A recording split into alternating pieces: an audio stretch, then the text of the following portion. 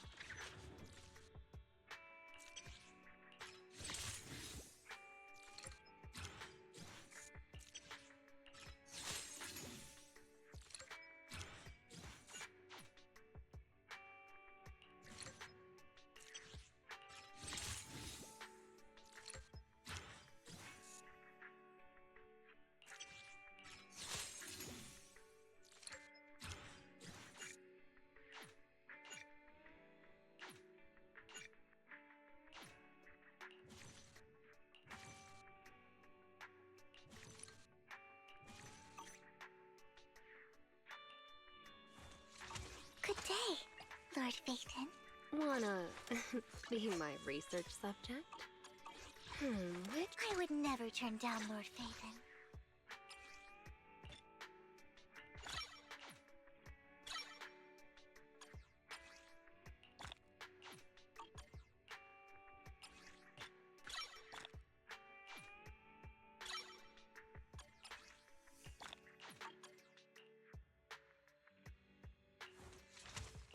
Good day, Lord Phaeton.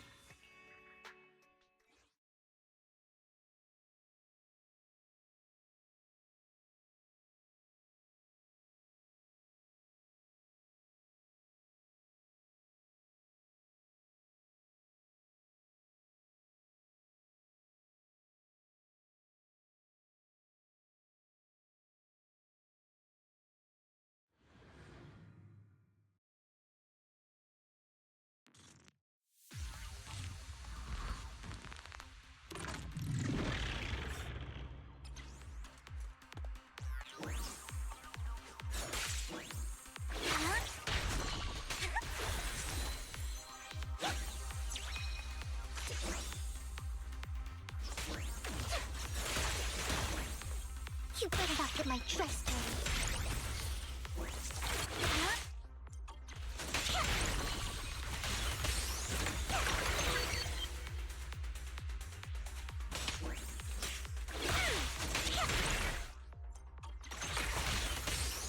I'm here.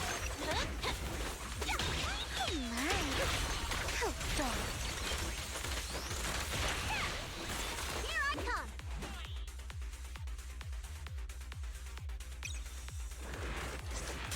Help me! Who dares get between me and Lord Phaeton? Okay. Stand still.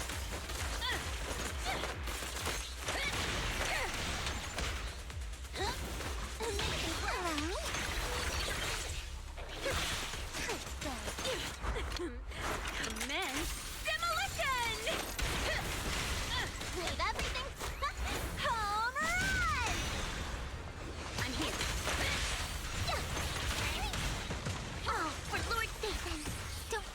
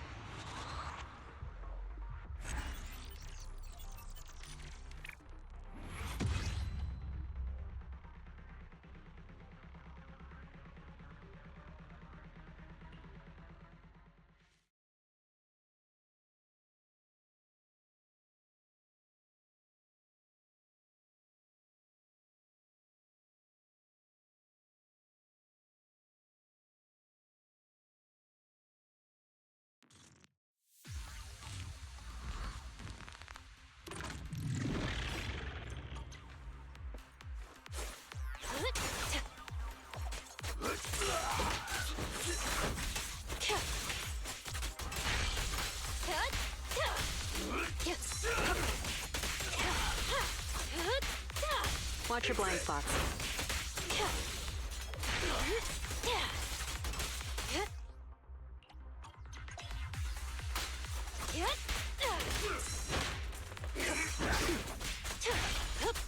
I'll make it painless.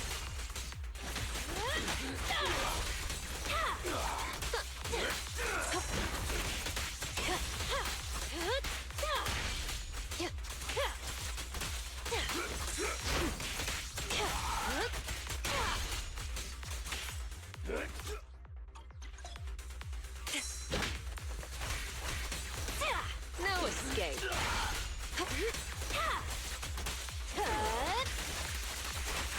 Want some more?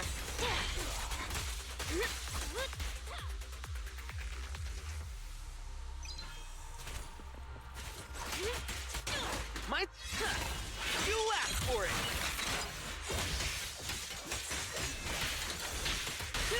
The pressure's on. Now, you're the prey. I'll make it painless. James, time to rotate! I'll bring you to justice Sure. myself!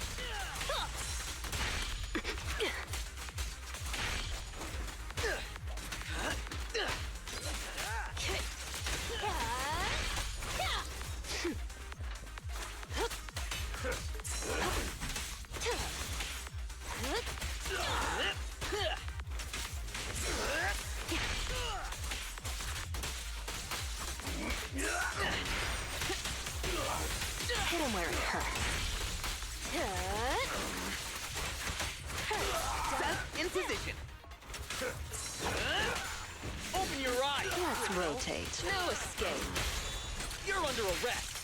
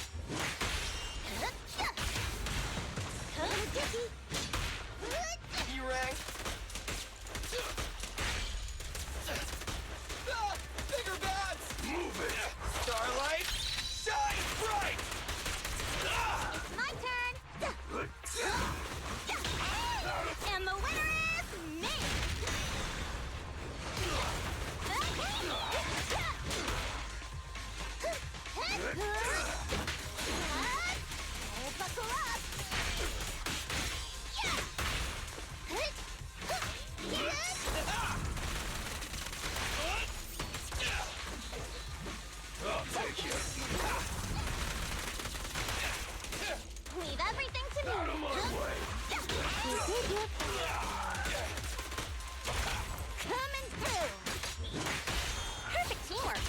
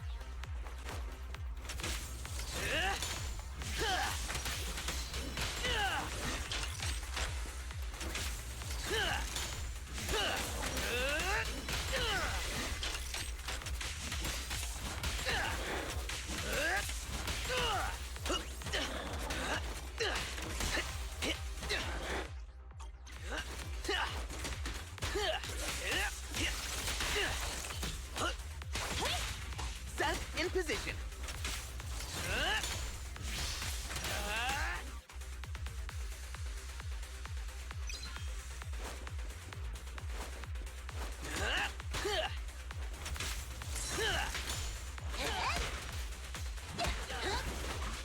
Standing by. A solid hit. An opening.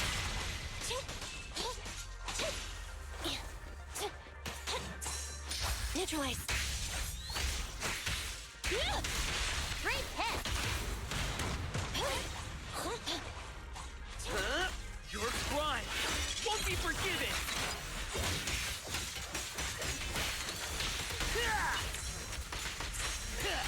Did everything, and the winner is me. Solid hit.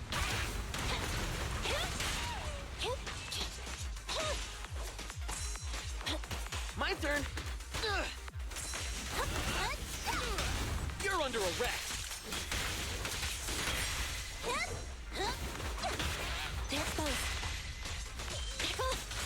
Great hit. An opening. Enemy backup. Stick together.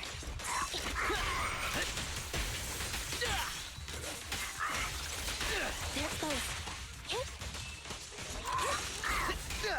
No use. My turn. You may remain silent. Electric charge. You asked for it.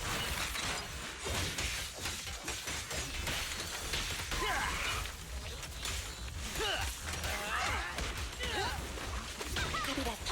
Eliminating target. Come on. Leave everything to me. A beautiful shooting star. You're under arrest.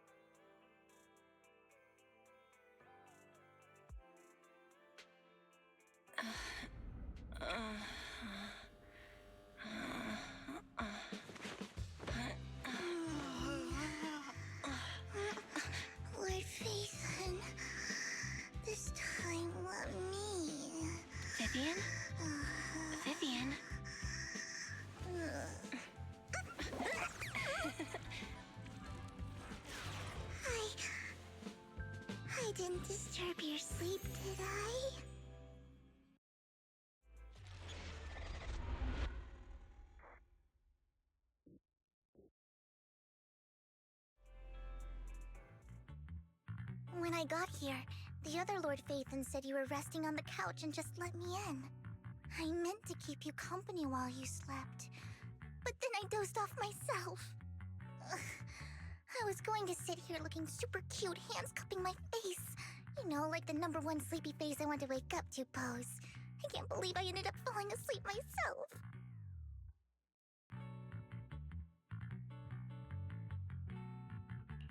What sleepy face? What pose? That was a lot of words in one breath. Are you sure you got enough sleep, Vivian?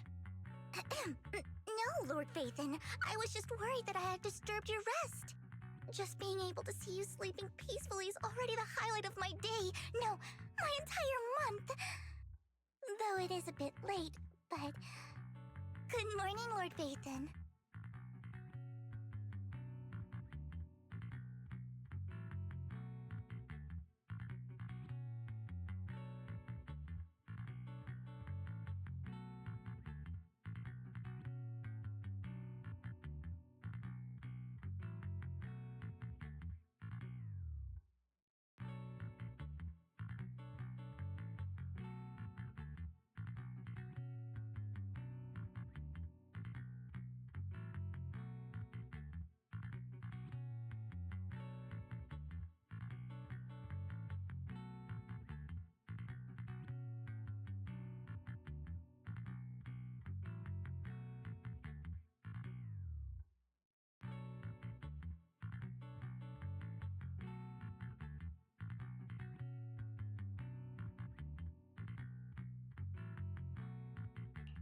That was so formal. Feels like you're about to drop some big news after a greeting like that. Mockingbird's death has stirred up quite the storm. I took some time to gather intel. It seems someone deliberately leaked the story that Hugo is an illegitimate child of the Ravenlock family, but I haven't found the source yet. Could it be Hugo's uncle, Hartman? Maybe he's trying to turn people against Hugo and Mockingbird by playing the illegitimate child card. I suspected that too. He could be using Hugo's background to make people believe Mockingbird is just another Top's pawn. To the upper class, Mockingbird may be insignificant, but it has a loyal following among regular folks. But after some digging, I was surprised to find that the public isn't turning on Hugo. They're actually starting to see him in a better light. Some people feel bad for him, some relate to his struggles, and Hartman's the one getting all the heat. Public outcry against Hartman is growing, with many believing he murdered Hugo for his own selfish gain. Tops is hosting an industry summit this week, a responsibility usually handled by the Ravenlocks. But my sources tell me another family has taken over this year at the last minute. If I'm not mistaken, Tops is intentionally keeping its distance from the Ravenlock family due to the current public sentiment.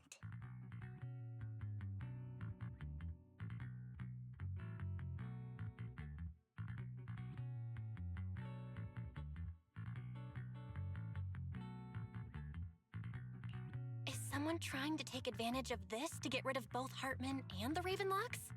I think Hartman knows this too, which is why he's completely vanished. No matter how hard I search, I can't find a single trace of him. Hartman must have taken the sacrifice core.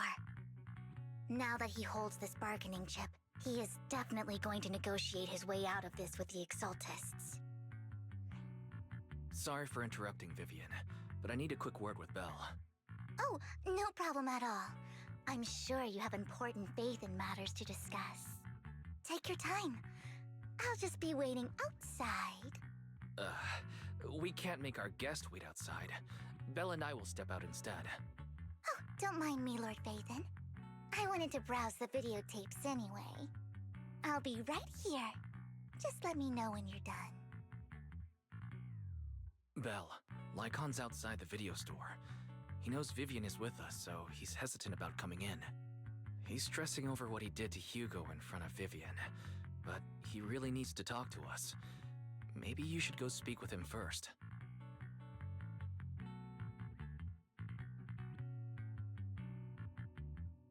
I'll go talk to Lycon. Honestly, neither he nor Vivian is at fault. As proxies, it's our job to be the bridge between them.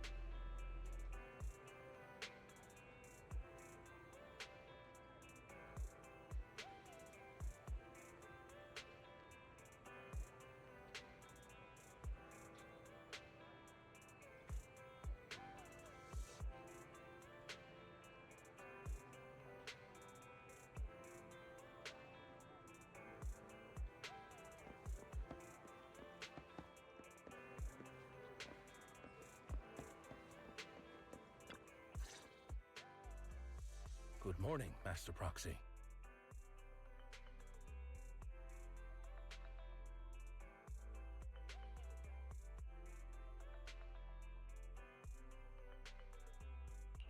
Good morning, Lycon. Wise mentioned you wanted to talk to us and Vivian about something? Yes, it's an urgent request from the mayor, one that directly affects New Eridu's safety. However, before we get into the details, as a former member of Mockingbird, I'm concerned about Miss Vivian.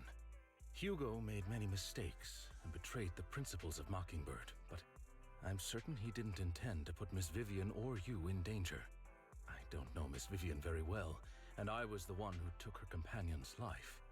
I might not be the right person to comfort her, but I hope she doesn't regret the choices she made or lose faith in the path she chose.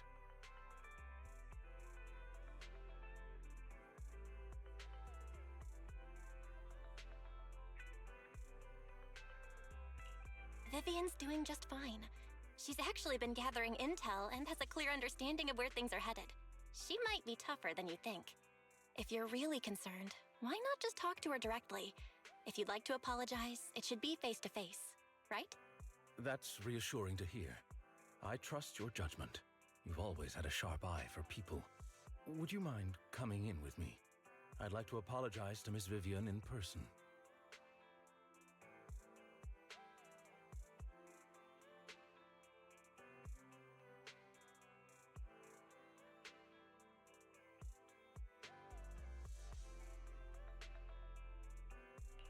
No problem. But I'll be staying neutral. Everyone has their own stance on this, and I get where both of you are coming from. As a proxy, I'm just here to make sure you have an open conversation. I'm not taking sides. I respect that. Thank you.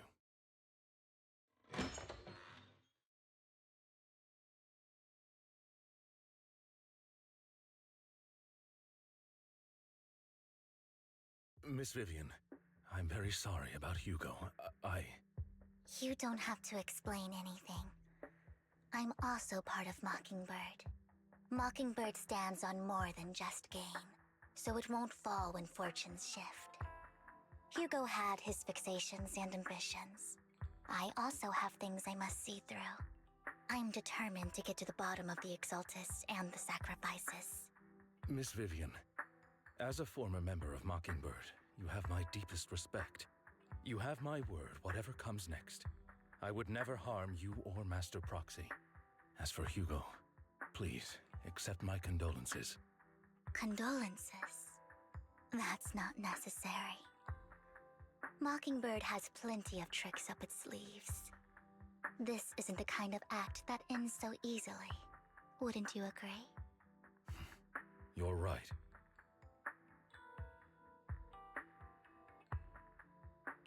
Huh? That's it? You two just figured it out? Well, that was fast. Master Proxy, I believe we all share the same goal. uncover the truth of the Exaltists and the sacrifices. The mayor has tasked me with inviting you to take on this mission, and hopes we can work together moving forward. If the mayor wants to work with us, I trust he will demonstrate his sincerity in kind. Mockingbird will not serve as a pawn for the powerful. That will never change. Of course. While the mayor cannot handle this personally, he will make sure we have all the intel and support we need. Miss Vivian, I know you have your own intelligence network, but for some high-profile shady dealings, perhaps the mayor can provide you a different perspective. Please, take your time to discuss. If you're open to collaborating, I'll set up a call with the mayor so he can speak with you both directly.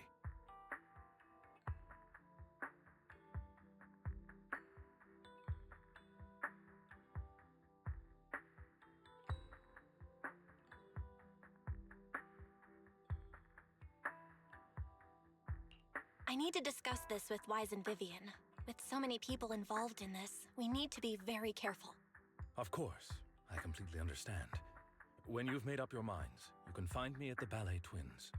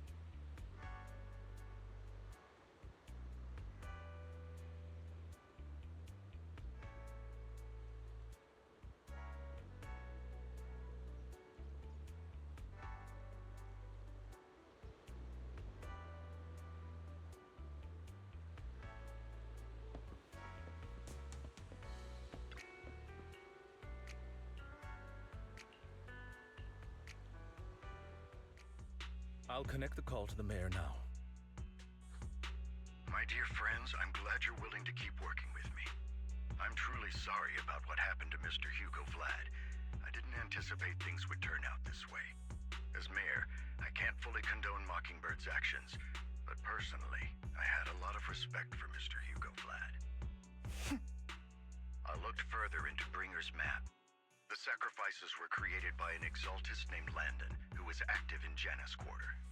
Mr. Landon passed away in an accident a few years ago. Before he died, he was researching sacrifices and was said to have created a batch of serum that could turn living people into sacrifices. The problem was, the serum wasn't stable, and after his death, the recipe was lost. No one knows what happened to the Exaltist in Janus Quarter back then. But it's clear that after the leader died, there haven't been major Exaltist activities in the area. Bringer's map marks the locations where the Exaltists' most successful attempts at creating sacrifices were. Since this person has already passed away, and the Exaltists haven't been active around here for a while, then could it be that this is just Hartman acting on his own? Unfortunately, that's not the case. My sources confirmed that Hartman had been secretly in contact with someone, and they only meet inside the Hollow.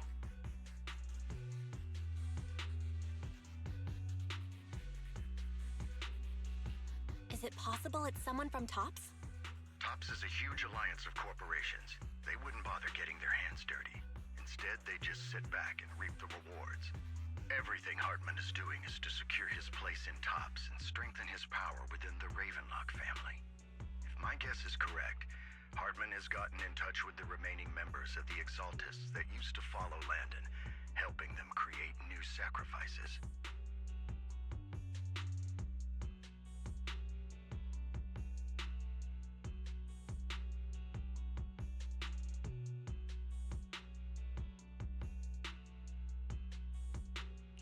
But what's in it for TOPS? There's no way the Exaltists would just hand over their secrets about sacrifices to Hartman, right? A sacrifice outbreak would throw the city into chaos. And that's when TOPS steps in, taking control of the situation on their terms. The public will see the mayor as incompetent, while TOPS comes off as the real protectors of the city. And when that happens, public trust will shift towards TOPS. And Mr. Mayor, you might find yourself in an unfavorable situation. Still sharp as ever, Miss Vivian. So, what exactly do we stand to gain from partnering with you? Please don't tell me you're doing this out of some noble concern for your citizens. I'm not some hero of justice, and I don't believe in lofty ideals or empty promises. We have a common enemy. While our ideologies may differ, we can work together on this. And as proof of good faith, I may not know exactly where Hartman is, but I can fan the flames over Mockingbird's death and escalate conflicts within the Ravenlock family. So it was you behind the rumors. No wonder I couldn't trace the source of the public outcry. I'm not the one who started the rumors. I just helped them spread faster after they leaked. And I pulled a few strings to make sure the story painted Mr. Hugo Vlad as a heroic figure who was unfairly persecuted. As I said before, I had a lot of respect for him, and I'd be happy to clear his name. Now let me lay out my terms for collaboration. After looking into it, I found that the dormant sacrifice you discovered wasn't the only one. There are more places where sacrifices might be lying dormant. Too many eyes are on me right now, so I can't send my own men to deal with it. I'd like to ask you to retrieve the sacrifices from those locations. I'll make sure to dispose of them once you do, so no one will be able to use them again. On top of that, I've asked a friend to help monitor your physical condition, and maybe even uncover more of your potential. Her research overlaps with your teacher's work. You don't need to worry about her capabilities. She's a Void Hunter rank special investigator.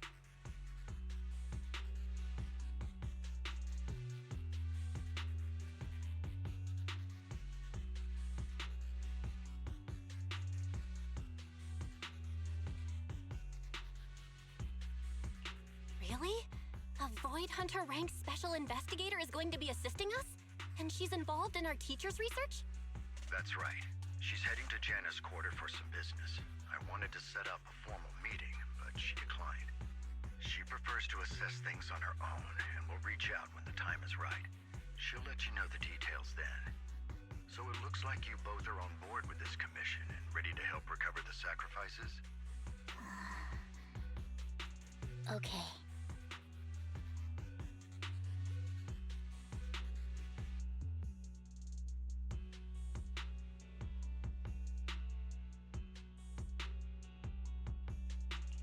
We don't want New Eridu falling into chaos either. We'll do what we can. I know you won't let me down. Given our positions, we might not be friends, but we're definitely not enemies. I'll leave the rest to you then. I've got to go. Goodbye.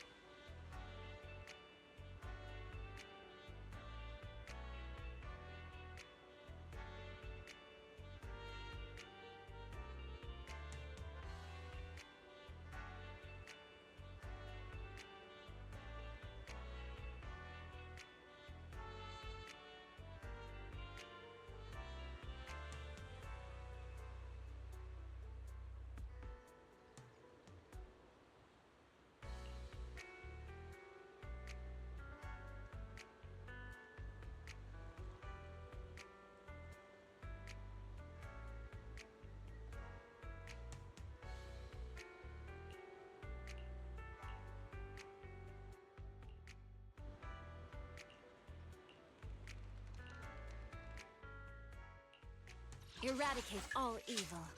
My blade is ready.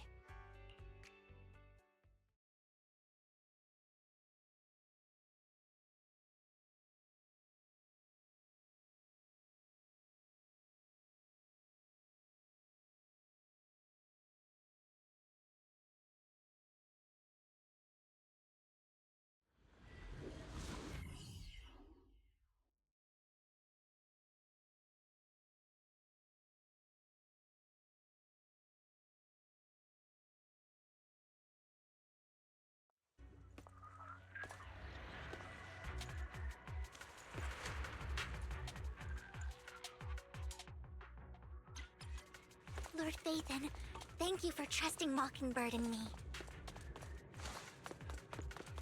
Okay. Allow me.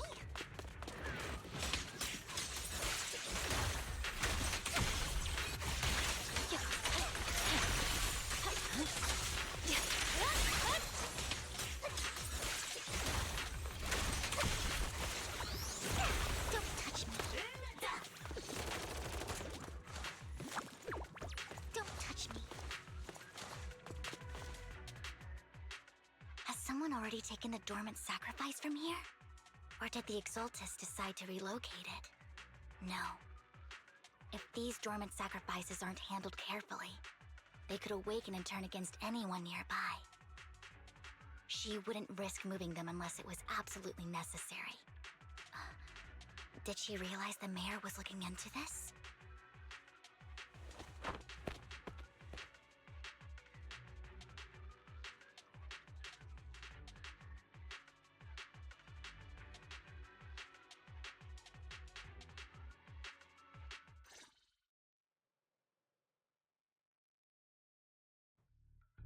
Did Hartman just make up this intel to get a shot working with us at Tops? I've been walking around forever and haven't found a thing. The Ravenlocks have always been a shady bunch. No surprise they've gone downhill over the years. I heard they were pretty loaded back in the day. What kind of business did they run? No clue. On the surface, their businesses seemed legit, but who knows what was happening behind the curtain. Probably something with the sacrifices. I mean, how else would he know about the dormant ones left around here for years? And he was so sure that even if those original sacrifices didn't work out, he had a backup plan. Backup plan? What could that be? Well, that's beyond me. I just happened to overhear something while I was next to Mr. Edmund one day. What's Topps planning to do with all these sacrifices, huh? For research? Do you think we'll ever have a normal life in the Hollows? Don't ask questions you shouldn't be asking. All right. There's nothing here anyway. Let's leave the Hollow and report back on what we found. And we'll make it just in time to clock out for the fieldwork shift. Let's get out of here first.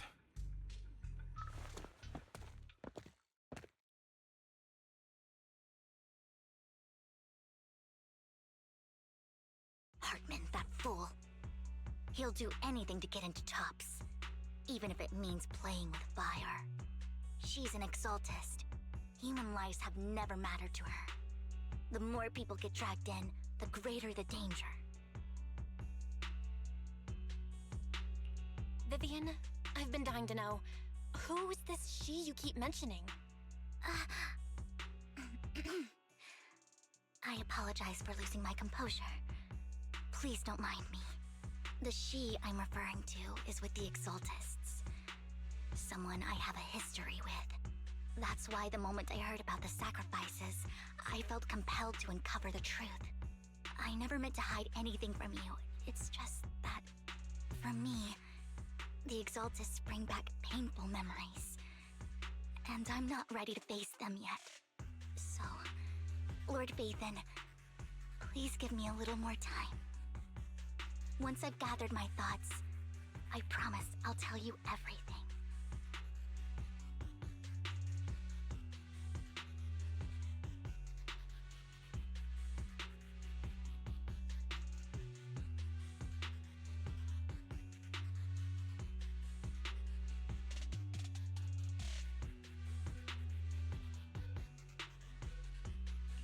Sure, I won't pry anymore. Everyone's got a past, And you don't have to dig up old wounds if you don't want to. I can see the Vivian I know now is super brave and kind. I believe you've really put in the work. Lord Phaeton, if we weren't in such a hurry, I'd spend 3 whole hours singing your praises. I'll make note of this and make sure to get it done before bedtime. First things first, let's track down those dormant sacrifices. The Exaltists have probably realized someone's after them by now. I wish we knew what Hartman's backup plan is. I just can't shake the feeling that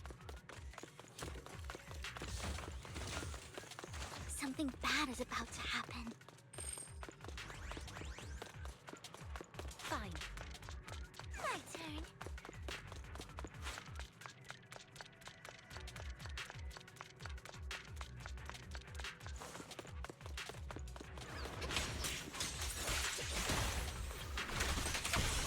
Ambush!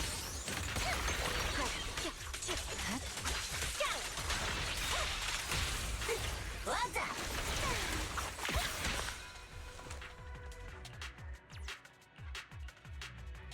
Hugo may have done terrible things, but he had his reasons.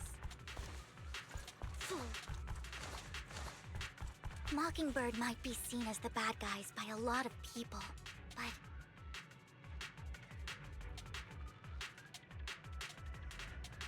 ironically, joining Mockingbird is what put me on the right path. Do you not like my outfit today? For the first time, I'm needed for more than just my curse.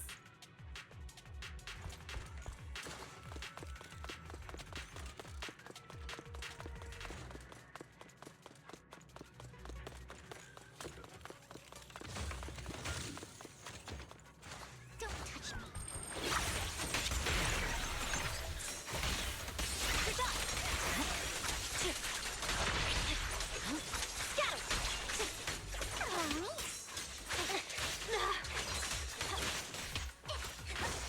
Okay.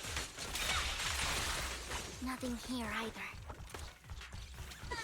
Are we too late? There's...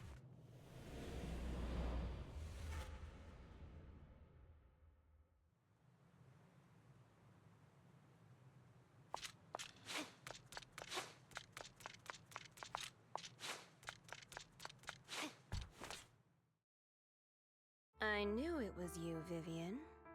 Camille, what are you doing here, sis? Are you destroying the dormant sacrifice? Vivian, don't call me sis. I'm not your sister. Are you trying to stop the Exaltists? I never left the Exaltists. You know what Landon did back then! Lord Landon did it for the Creator. His methods may have been extreme, but they were necessary. Back then, you walked away. You should do the same now. We didn't meet today. Take your friends and leave. What's wrong? Are you being forced into this? I can help you. Help me? Like how you helped her? Vivian, you're crying. You see me, don't you? No, You haven't changed a bit, Vivian. No need to hide your tears. I know exactly what's ahead for me. You've made your choice, and I've made mine. One last piece of advice. Stay out of this. She loathes you. I won't tell her we met today. Don't show yourself around us again. Camille!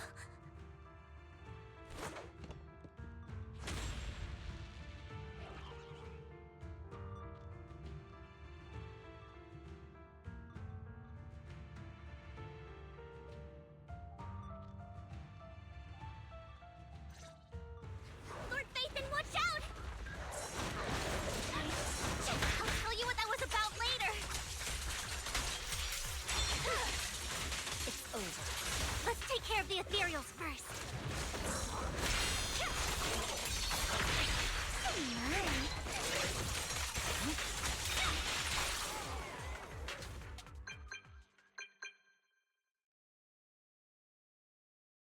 You two took longer than I expected. Did something happen? We searched the coordinates the mayor provided. Most of them were already empty. No dormant sacrifices. Camille, the Exaltists have been actively destroying the dormant sacrifices. The Exaltists? There's no reason for them to go after the sacrifices, right?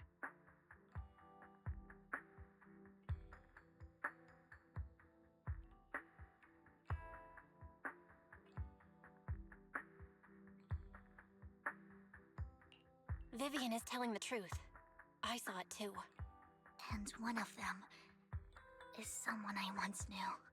I thought she would leave the Exaltists after Landon's death, but she stayed.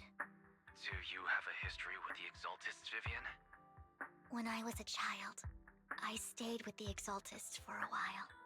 Back then, Landon was one of the most respected figures among the Exaltists in this region. A lot happened, and after Landon died,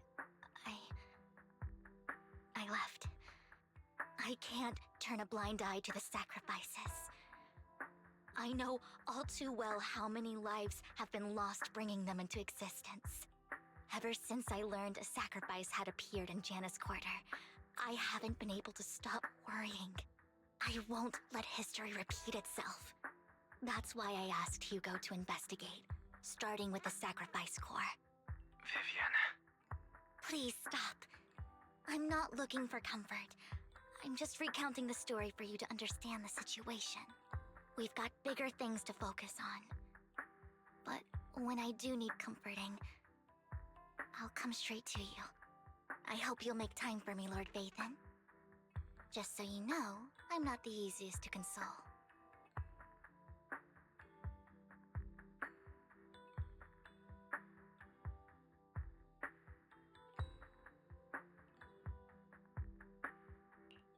No worries. I'll totally have your back until you're feeling better. Okay. Back to the matter at hand. That conversation between those two TOPS employees back in the Hollow is still bothering me. They said Hartman had a backup plan, and that got me thinking about some news that was quietly swept under the rug. Lately, there have been mining accidents in Ravenlock-controlled areas. Many workers have died. The families were paid off with huge settlements, way more than usual. No protests, no controversy, and the issue was buried. But considering the Ravenlock's financial position, why would they be so generous with payouts?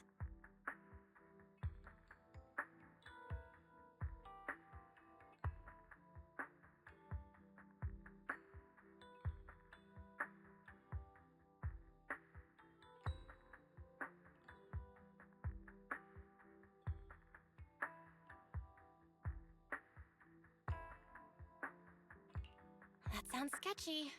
Are you saying they made up the accidents and the workers' deaths? Precisely. I don't think those workers died in mining accidents. I'm planning to reach out to some old friends, see if they've heard anything about this.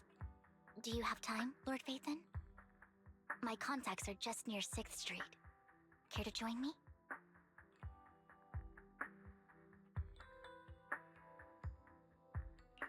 I'm in. Let's go together.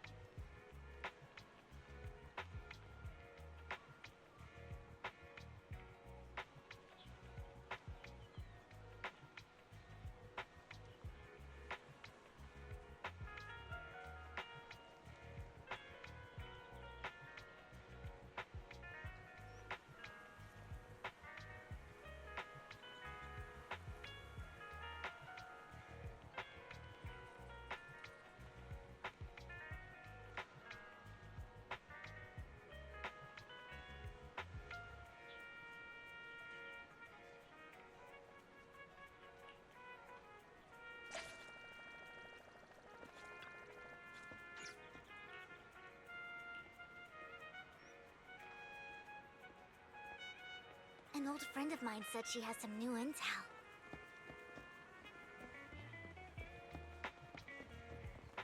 She's like a mentor to me. I learned a lot about data scraping on the internet thanks to her.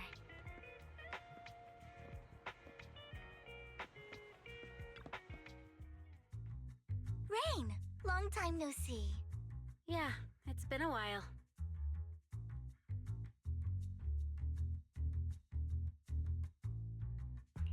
Rain? You two knew each other? Yeah, Phaeton. Long time no see. Rain, you actually know that Lord Phaeton is Lord Phaeton? No, I mean, you actually know Belle is Lord Phaeton. I didn't know right away. One time, I needed a favor from Nicole. I only found out after meeting them. I mean, who would expect a legendary proxy to be running a video store for a living? Oh, by the way, your idol... Rain, let's not bring up old stuff. Lord Phaeton wouldn't be interested in that. Why are you all tense? Right! Lord Phaeton lives on 6th Street too, and might know your idol. Remember when you traced that post on Internet to 6th Street and actually went to check it out? And you came back all bummed, spouting nonsense. Like there was only a black cat at the location, and maybe your idol is actually a talking cat. Or something like that.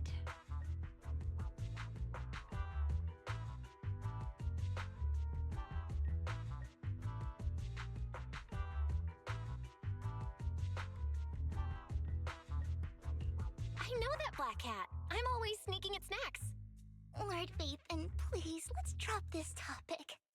Come on, Vivian. It's been years and you still won't say who your idol is. If you'd just let me, I'd have tracked them down ages ago. I get it. You want to find the person who's important to you on your own. But you've tried so hard already. It's okay to lean on me a little, you know. I'm sure your idol won't hold it against you. I shouldn't have come to see you. Huh? What's wrong?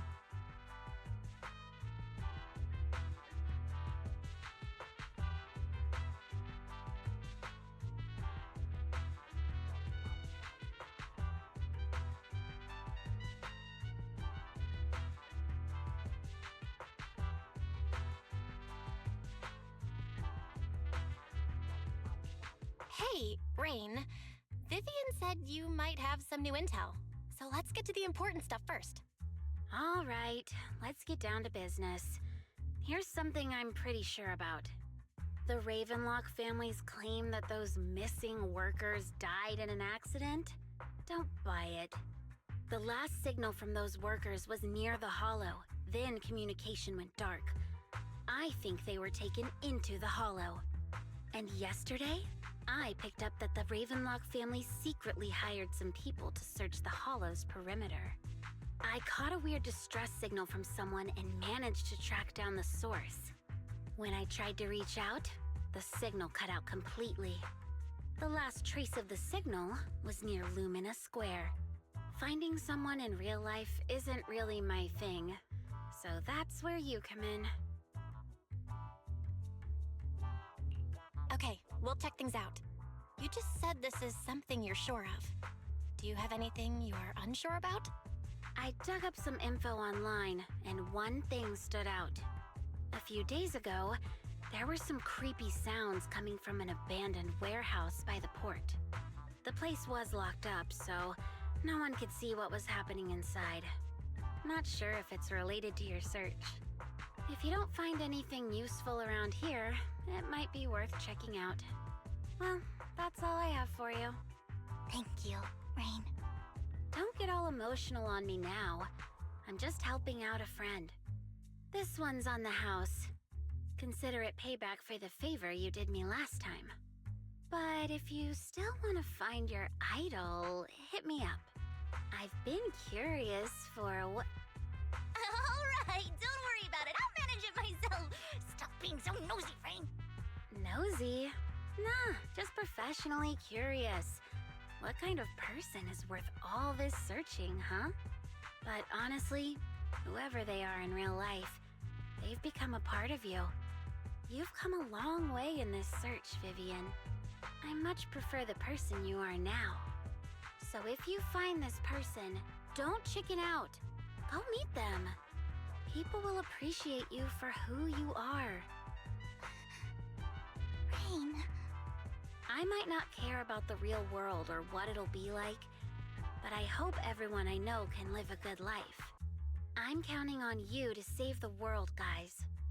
All right, I have other business to take care of, so I'll leave the rest to you.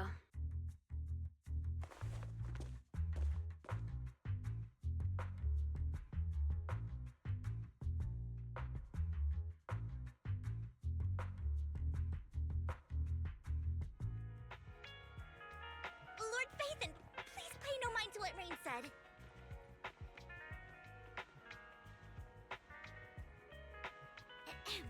That big guy's up ahead.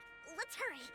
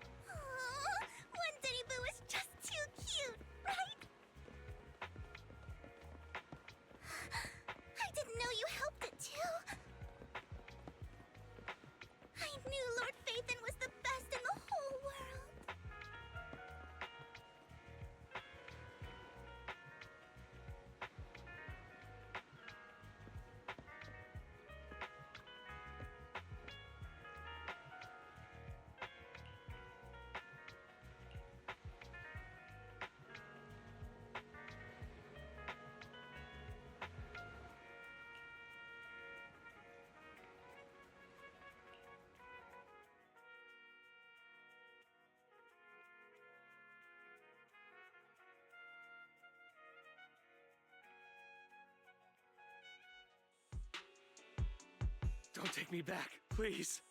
I was wrong. I know I messed up. I don't want your money anymore. Please, no. Calm down. Who are you? I won't say anything. Just let me go. I don't know anything. I swear, I know nothing. We're not PubSec, the HIA, or the Ravenlock family.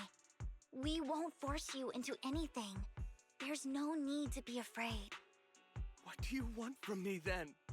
We simply want to know where the Ravenlock family took you and what they made you do. I can't say. I can't tell you. I have a family. They'll hurt them. You never saw me. Please, just stop asking. Don't you wish to see your family? I don't deserve to see them. It's my fault. I was greedy. I did this to myself. But your family must miss you dearly. I'm sure they won't blame you. No, it's my fault. It's all on me. I don't want to drag them into this. If the whole ship is sinking, no one on board can escape. I'm just a nobody. And right now, there's nothing I can do to change anything. If you care about your family and friends, now is your chance to stop the disaster before it's too late. Even a butterfly flapping its wings can send a tsunami surging across the ocean. No one knows how this will turn out. But if you do nothing now, the only thing waiting for you at the end will be regret. We're not here to turn you in, and we won't force you to confront them. You'll be safe with us. I'll help you return to your family. But you must tell us precisely what happened. Hartman offered a huge amount of money, looking for workers to go into the hollow to guard something. The money was way too good. We all kind of figured something wasn't right. I thought it was just smuggling or guarding some kind of illegal ether resources, so I signed up. After we sent in our applications, Hartman's men took us into the hollow. The first place we went, there was a strange box. When we got there, they handed us some pills, saying they'd improve our aptitude for ether, for us to last longer in the hollow. But after I took them, everything went fuzzy. Something was definitely off about those pills. When I woke up, I saw my coworkers dead in front of me. And there was blood all over my hands. They said something about me being a good experiment, moved me somewhere else, and locked me up. They wanted to inject me with something.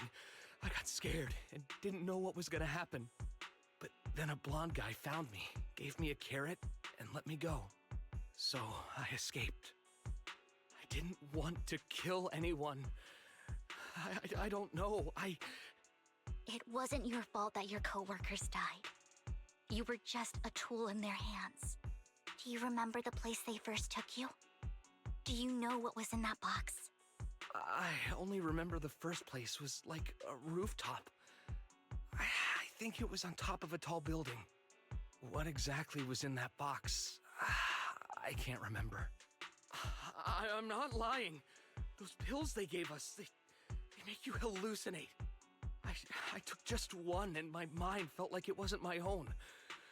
My memories turned into a blur. I'm telling the truth. I'm not trying to run from my mistakes. I just really can't remember what happened. I know you're not lying. We'll arrange for your protection.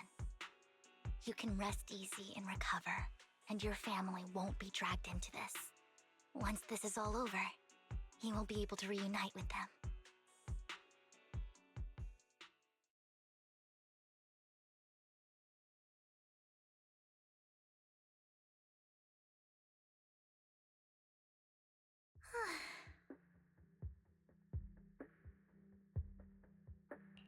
I've been meaning to say this for a while, Vivian.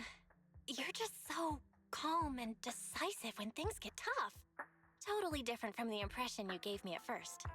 Actually, I wasn't always like this. I used to run away when things got tough. There was even a point where I just wanted to disappear. As if my very existence was the source of suffering. I wondered. Perhaps leaving it all behind could put an end to the pain.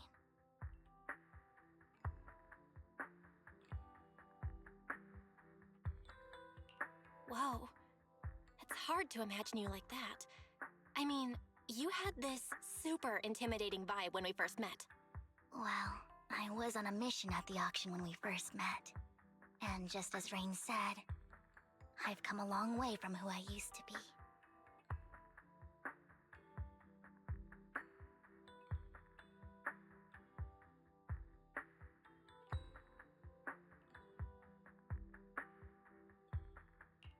Speaking of Rain, it's still wild to me. I never thought you and I would have mutual friends. And you even know one Denny Boo.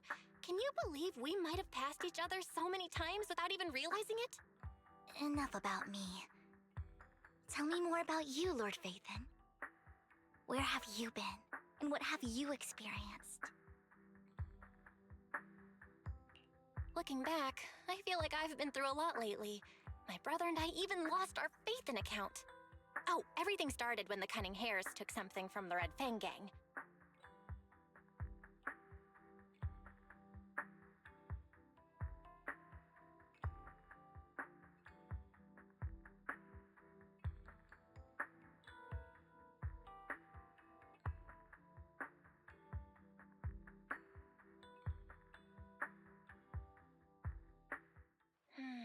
I remember it should be around here. That store's been sitting in my favorites for ages.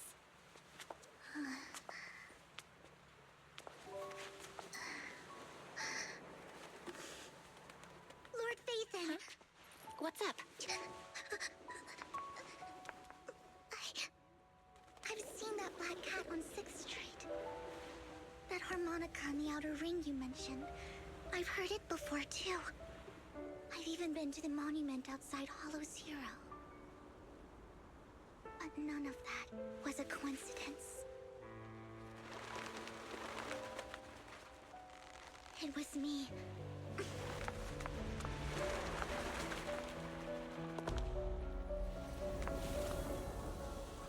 Following you, and now I've finally made it to your side. Ever since I was little, I had been seen as the bringer of bad fortune. I had traveled to many places and witnessed far too much misfortune. Every tear I shed brought disaster. I've heard too many curses to count. I loathed my tears as much as I despised my own existence. Wherever I stayed, tragedy followed. I had roamed too many places, and each time, it ended the same way. I didn't know where I could go anymore. One night, I stumbled upon a post discussing me. Whether they knew me or not, everyone seemed convinced that I was the source of the curse. Some mocked me with cruel intent. Some wished I would vanish, and others speculated maliciously. It really seemed that my very existence was a disaster. In that moment, as darkness enveloped the city, I saw lights flickering to life all around New Eridu. So many lights, and not knowing where to go, I thought, if only I could disappear into those lights. I made up my mind, and right then, my phone rang. I decided to take one last look. I wanted to know who left me my final message from this world. It was you, Lord Phaeton.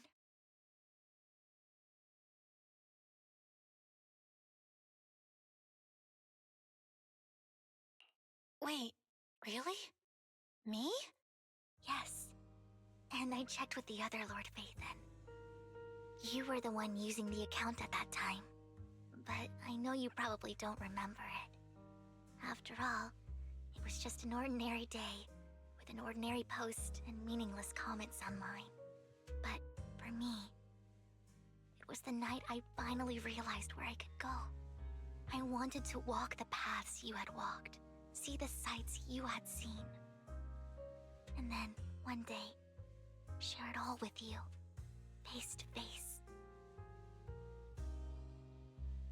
What did I even say in that comment?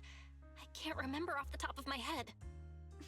Well, you'll have to figure it out for yourself. I'm not telling you.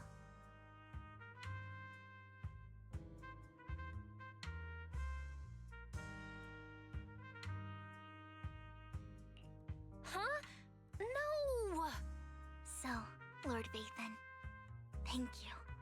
Not only for that comment you made that day, which was a silver lining for me, but also for giving me the courage to become who I am today. The Vivian standing right in front of you now, Lord Vathan. I truly like who I've become.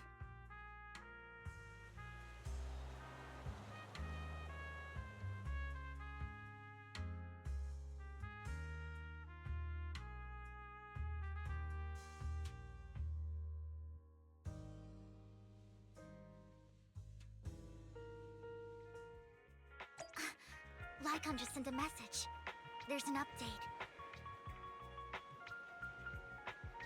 Let's head back to the video store and go over the details together.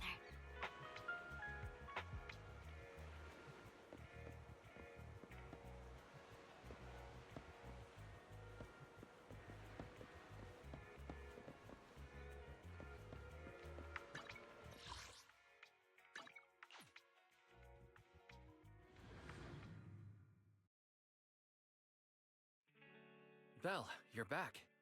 Lycon told me he wanted to meet up with us online to discuss things when you returned. I'll call him now. Master Proxy, Miss Vivian. The gentleman Rena brought back has stabilized and calmed down now. Based on his account, we've identified where Hartman is hiding the core. He also mentioned that Hartman plans to trade the core with a group of people. We suspect that this group consists of members from the Exaltists. I knew it. Now that we have the location, it would be splendid if we could seize the sacrifice core before they do. Precisely. We hope you can head to the location as soon as possible to secure the sacrifice core. We've got this. I have other matters to attend to, so I'll leave the retrieval of the sacrifice core in your capable hands. The mayor's friend that he mentioned before will also be assisting you this time. The target coordinates have been shared with her, and she'll meet you there. Please ensure your safety, and I wish you all the best.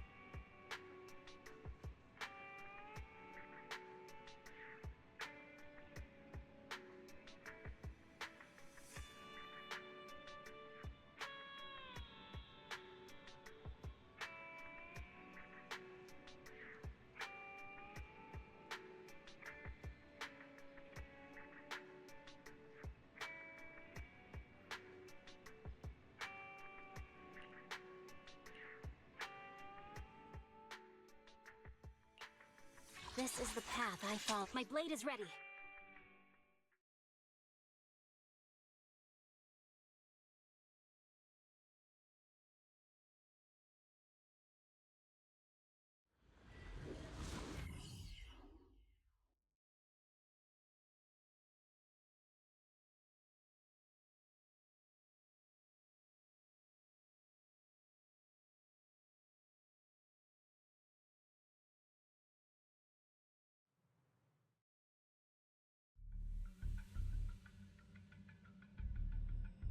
Where's the sacrifice core? Camille, you really think I'd stroll around with something this important? Plus, even though the Ravenlocks and the Exaltus have been working together for ages, I've hardly even met Lady Dina. I'm the one offering the sacrifice core here. I'm curious what Lady Dina's got lined up for me in return?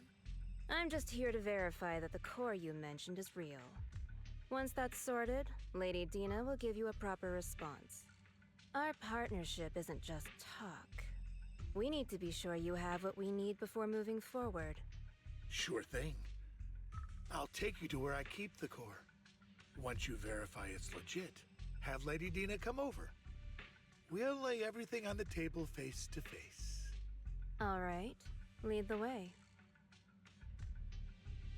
It seems Hartman is trying to bargain for more.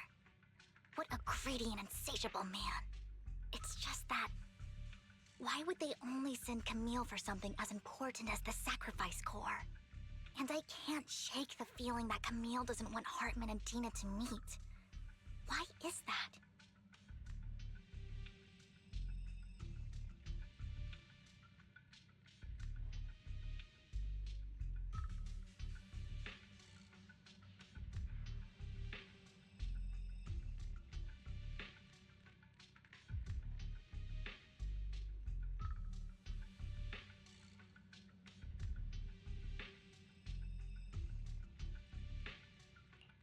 Who's this Dina he just mentioned? Is she the leader of the Exaltists? Kind of. Lord Phaeton, I really think we should hurry. We must get to where Hartman keeps the core before anyone else does.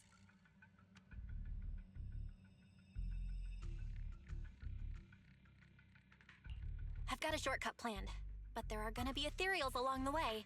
I'll let you handle them, Vivian. Don't worry, Lord Phaeton. You're in capable hands. I'll ensure your safety.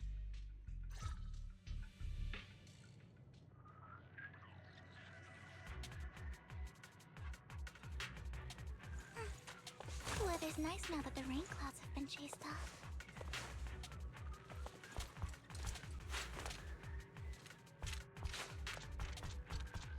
Ethereals! Stay away from Lord Phaeton!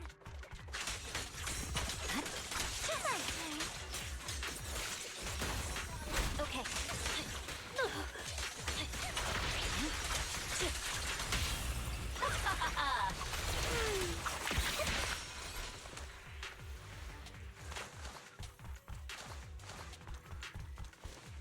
Don't touch me.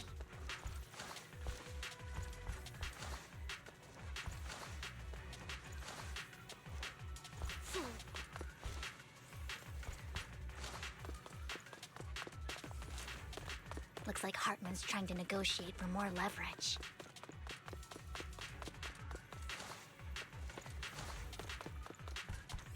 Let's get out of here before we're spotted.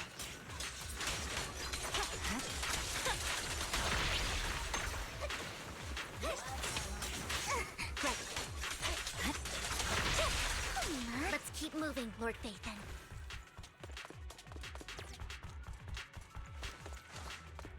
Fool, don't touch me.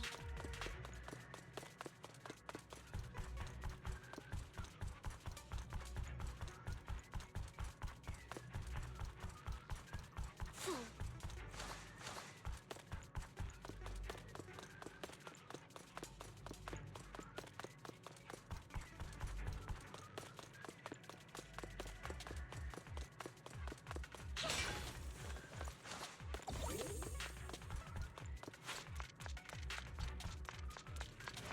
Leave the enemies to me, Lord Phaeton. It's over.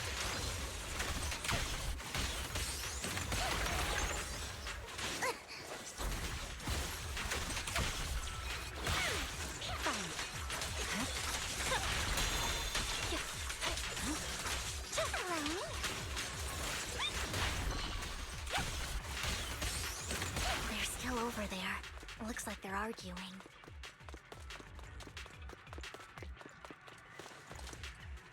This is our chance. Let's hurry.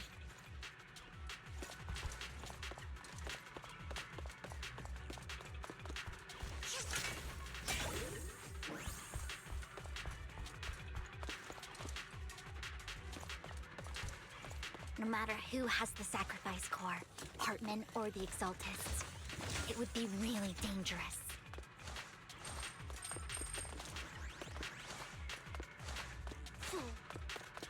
Our best move is to seize it before they do.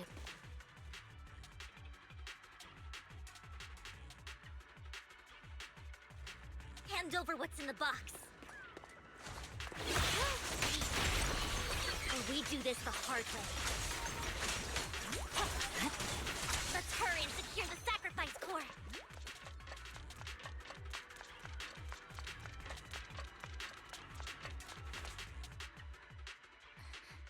Lord Phaeton, the box is empty. So Hartman never kept the core here to begin with? How did you even find your way here? Where's the core in the box? What did you do with it? You call this keeping the sacrifice core safe?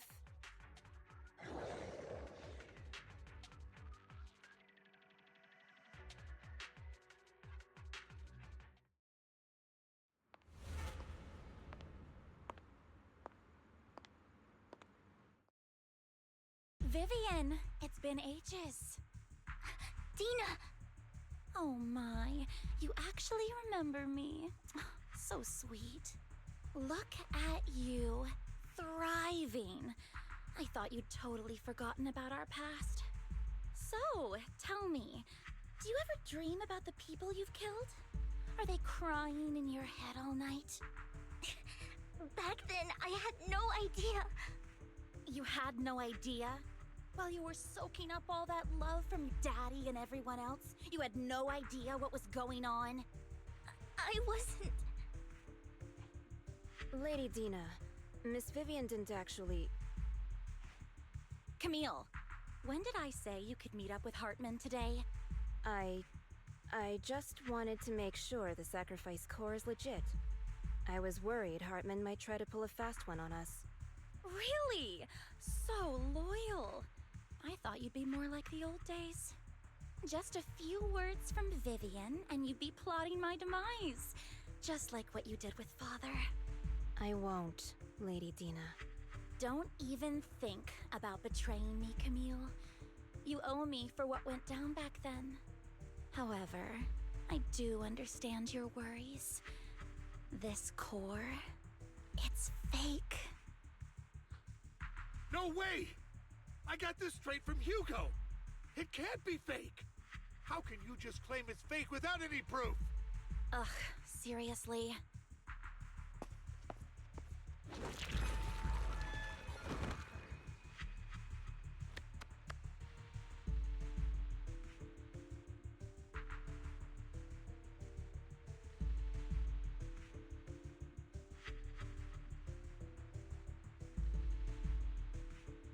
The sacrifice core can max out the ether particles within human bodies in no time at all. But look at your little subordinate. How uncouth. He's making noises like some animal. Can you shut him up? So annoying. The masterpiece Father made for the Creator isn't this worthless piece of junk you're holding. So, the real core. Vivian, where do you think the sacrifice core is really at? I don't know. If I knew where the real core was, I'd destroy it without a second thought. Dina, you understand what the sacrifices are. And you know those who were blessed should not have to endure such horrors. Oh, they shouldn't have suffered those horrors. Weren't you the one who decided if they'd be blessed or not? If it weren't for your tears, how would they have encountered such misfortune? How self-righteous, Vivian. Their fates were in your hands. It was you who brought disaster on them. Landon just needed an excuse. He needed someone to blame. Whether I shed tears or not, he'd treat living beings as mere subjects for his sacrifice experiments. Dina, you know all of this! Landon even went so far as to sacrifice you!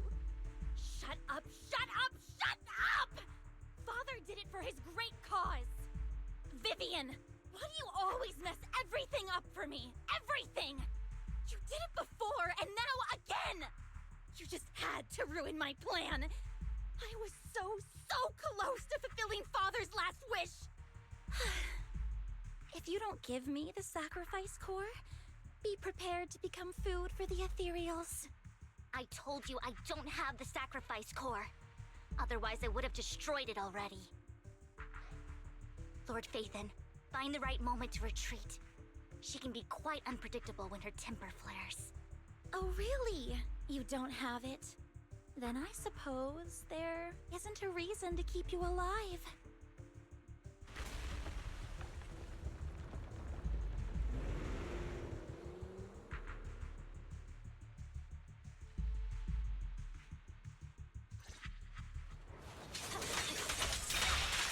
More ethereals are coming. Too many. No chance to get out of this. Wanda!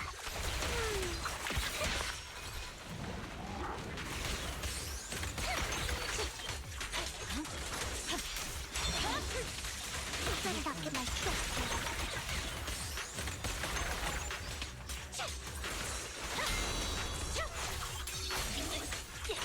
Surging slash!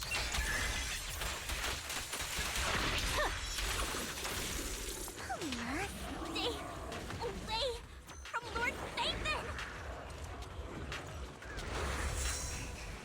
There are so many.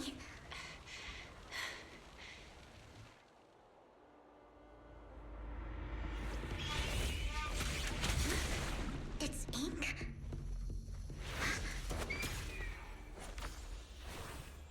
Shun Palace, good fortune, closed gate, safety. What? An evil miasma gathers here. Another place of conflict. If you wish to avoid disaster, then head southeast.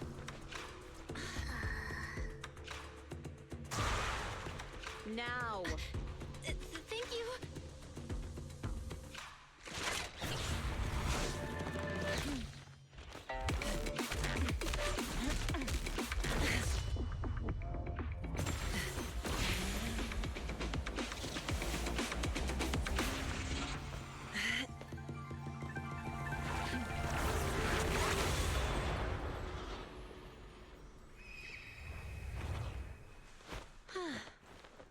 Finally, peace and quiet.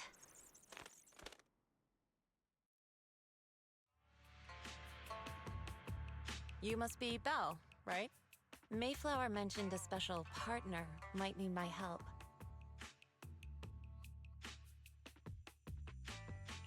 Can I ask, who are you? I'm the 13th generation master of Yunque Summit. You can call me Yishuan. Mayflower passed along your info, and I was curious what kind of person you are, so I came to see. At first, I thought it might be a hassle, but your energy feels really calming. Quite nice, actually.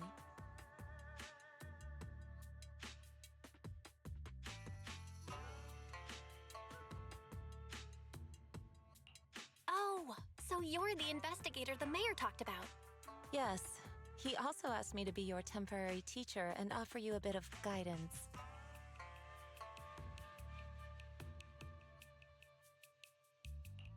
Guidance? What exactly does that mean?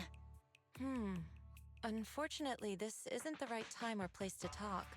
I have some investigation work to catch up on, and it seems you've got quite a lot on your hands, so let's part ways for now. I'll find a good time to visit you soon.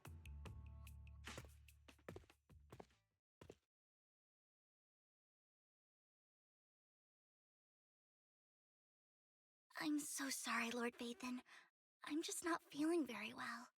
I think I'll head back for now. I'll investigate the sacrifice core and reach out once I find something.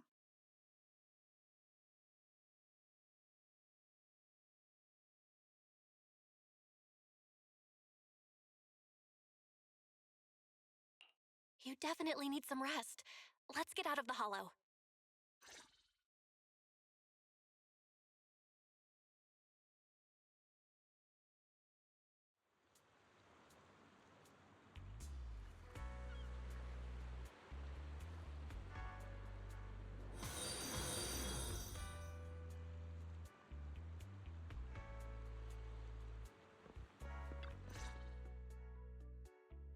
Phaeton, are you going to rest now?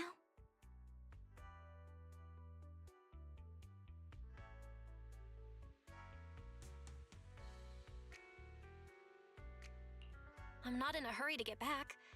You've been kind of off since we got out, and it's got me worried.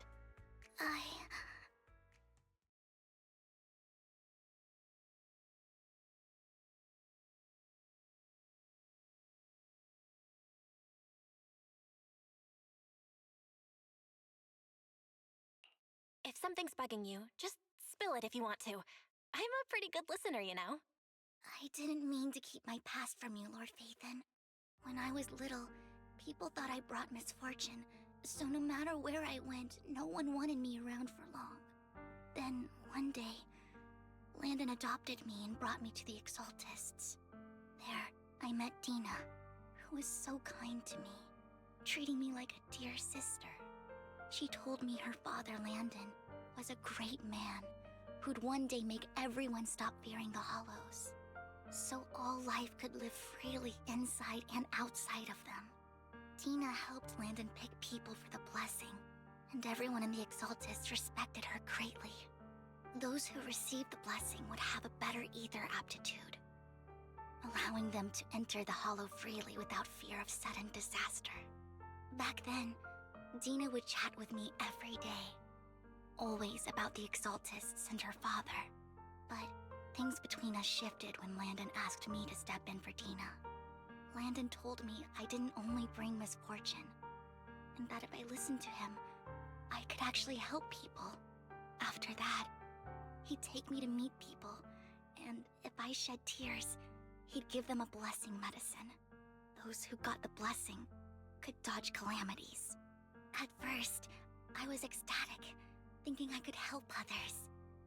I shared my joy with Dina, but that was when she started to pull away from me.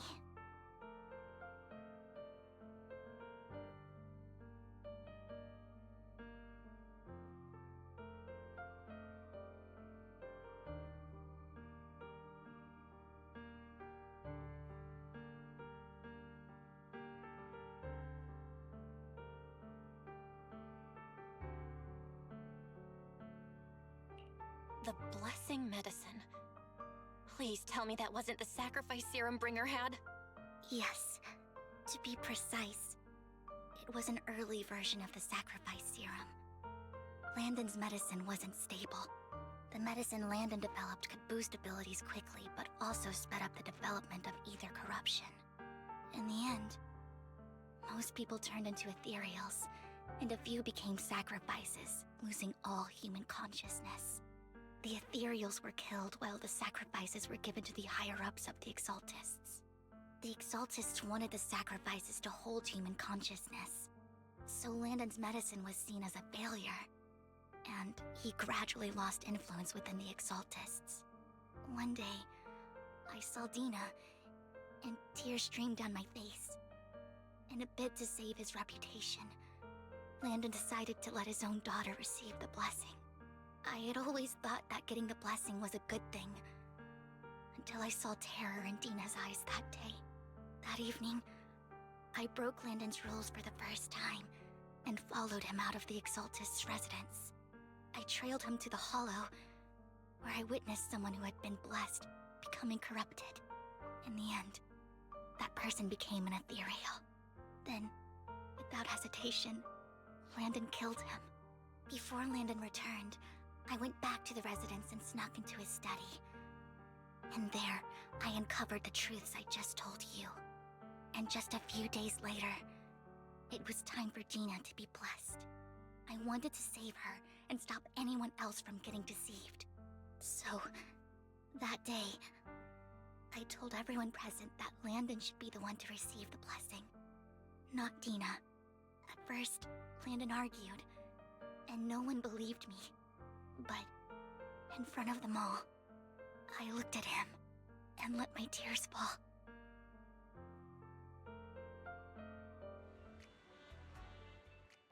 Lord Landon, please accept the blessing. Vivian, you... Why won't you accept the blessing? Were you lying to us?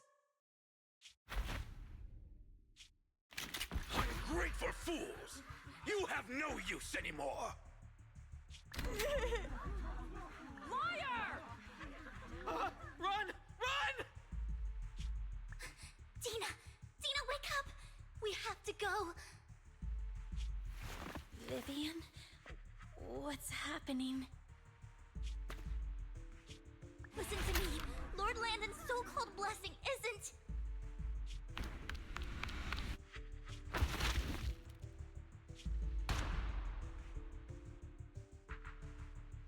Father!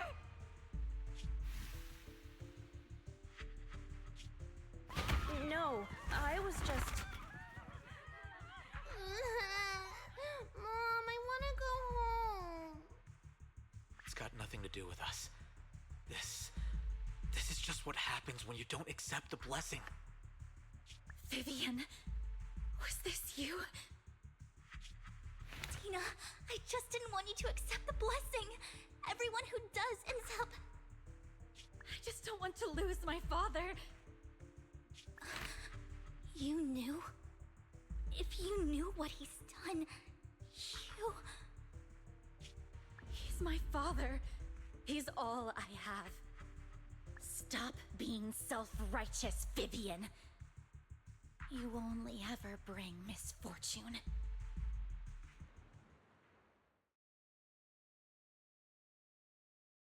I thought once Landon was gone, Dina would leave the Exaltists. I never expected her to continue his research, or that Camille would stay. Camille lost her entire family in a hollow disaster, so she's always supported the Exaltists. She's not a bad person. She's just someone searching for hope. She joined the Exaltists very early on, and even watched Dina grow up. That day, she was just so desperate to save Dina that she... All these years, she's been following Dina, taking care of everything out of guilt, I think. But I didn't just fail to save Dina. I trapped her. I see misfortune approaching, but I can never change its course or avoid the bad ending. Maybe I really am a bringer of misfortune.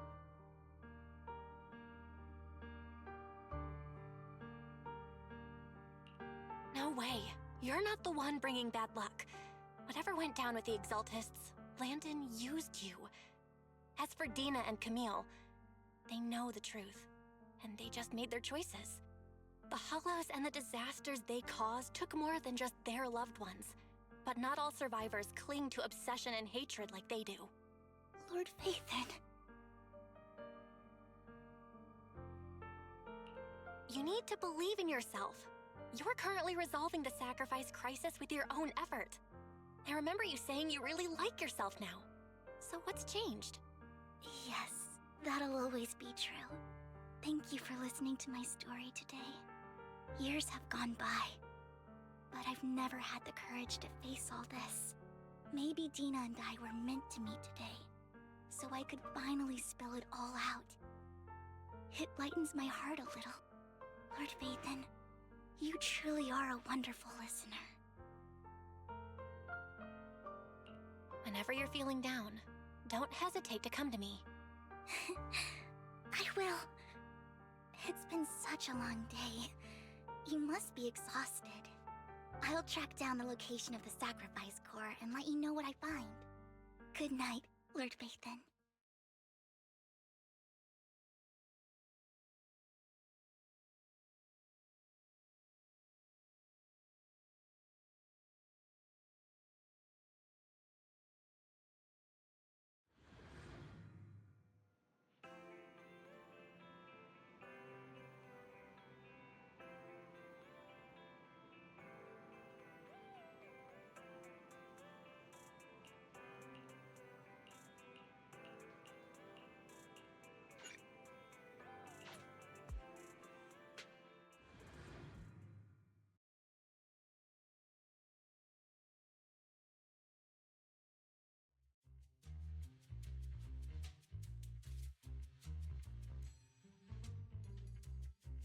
Shul, I didn't expect you to be working here. Perfect. I was just covering someone's shift. the screening here is super strict, and I was afraid the supervisor would realize I was new and subbing for someone, so I hid in the control room during the supervisor's inspection. So I happened to bump into this guy, a blonde man wearing a hat, and I think he was checking some footage. Then he logged that footage into the tape he brought. Later, I found that part of the footage had been wiped. Blonde, wearing a hat. Could it be Hugo? Do you know him? I think it's him. If it were Hugo... I think I know where he would hide the tape. Thank you, Shaw. You were a big help. Great! You also helped me a lot when I started working. I used to make mistakes all the time. If it weren't for you cleaning up my messes, I would have been fired ages ago. So I'm happy I could help you too. All right, go ahead and do what you need to do. We'll catch up another time.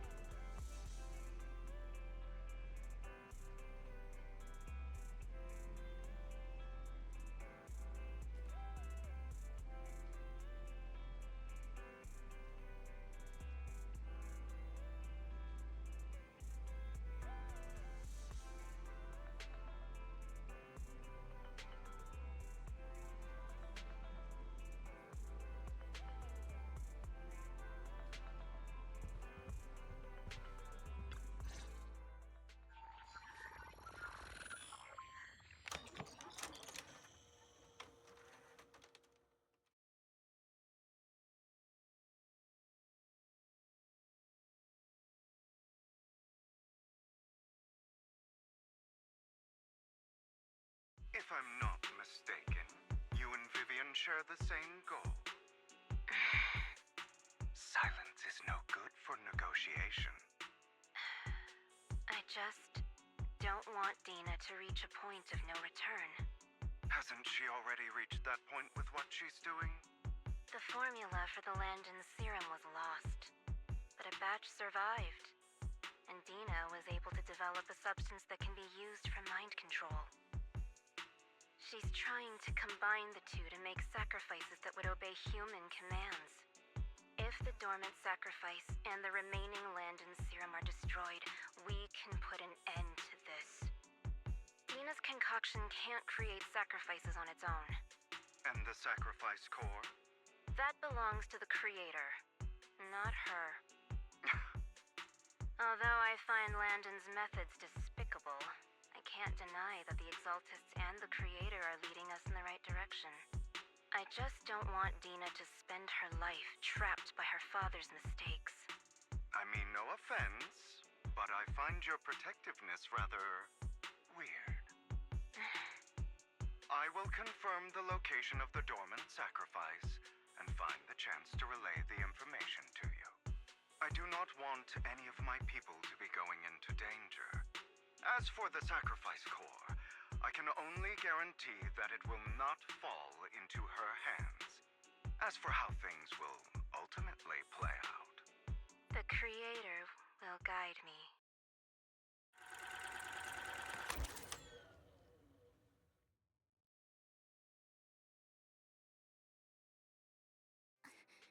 Camille was actually destroying the dormant sacrifice?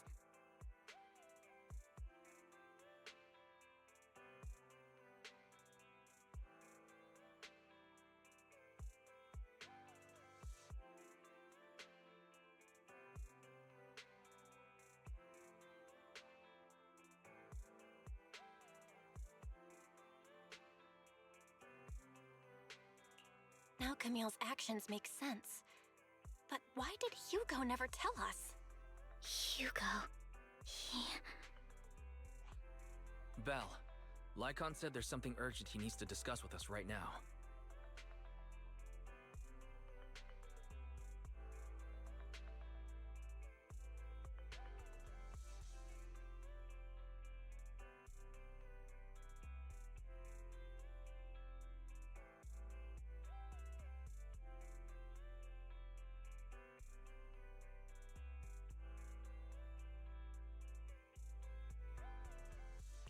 All right, let's patch him in. Master Proxy, I apologize for disturbing you. We have just learned that the Ravenlock family will host a banquet tonight. This banquet is rather special, as they're allowing members of their family to invite business partners to attend. With Hartman at the center of controversy, there are many members of the family who are eager to use this opportunity to replace him. The mayor has been spreading rumors of a young tycoon who inherited a sizable fortune and is looking to partner with a person from an old and influential family.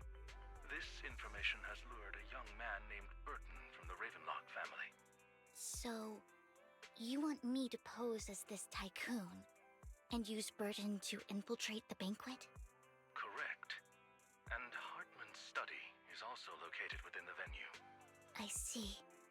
Hartman's study might hold valuable information.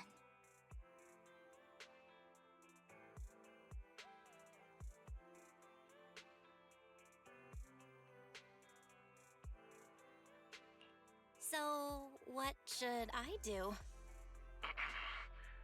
You can attend as her +1. Plus one? Lord Phaeton, please go with me! Master Proxy, it seems Miss Vivian requires your presence, so... Yes, just your presence will help me immensely!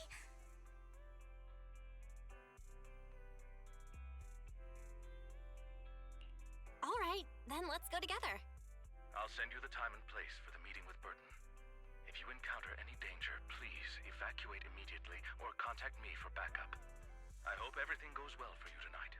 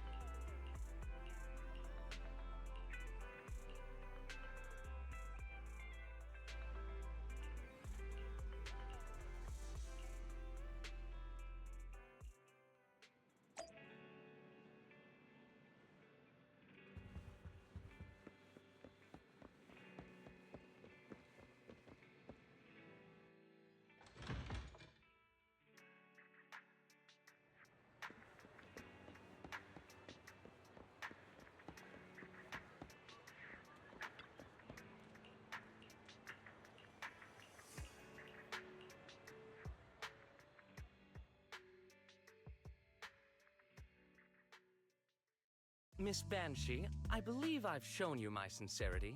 Now how about you? Sincerity? My presence here is a show of sincerity. If we're to work together, Miss Banshee, you should drop your pretentious act. I am well aware of the ways of the Ravenlock family. If I were to come empty-handed, I probably wouldn't even be able to make it out the front door tonight. Since I agreed to come with you, and even brought along my most precious companion, does that not show my deepest sincerity? No need for such an off-color joke. Our door is always open for those coming or going. We both know what's what, so let's cut the small talk. I know far more about how the Ravenlock family made their fortune than most here. I am also well aware of why Hartman, despite such a massive scandal, still remains in power. Oh? Do tell. Exaltists, blessing, sacrifice, Landon. Where would you like me to start? How did you know that? No, who are you? Don't be so tense. If I'm not mistaken, it's about time the banquet began. My companion and I are practically famished. Is this how you treat your guests? By letting them starve? Perhaps when we've had our fill, we'll remember where the sacrifice is hidden. You know where the sacrifice is? So, can we go get something to eat now? And I'm also looking forward to receiving a special dessert from you. We can discuss what you wish to know while we enjoy dessert. Of course. I wouldn't let such an important guest discuss matters on an empty stomach. As for dessert, I will prepare it myself, and I guarantee it will satisfy you. I'll come find you later. I wish you a pleasant evening.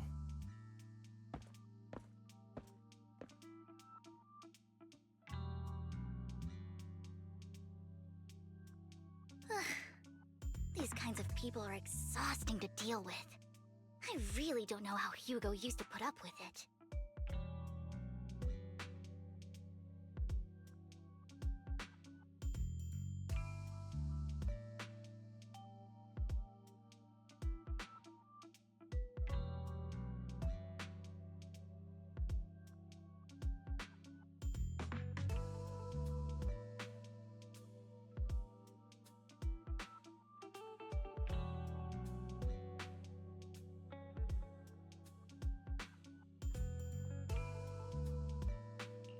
What did you mean by dessert just now?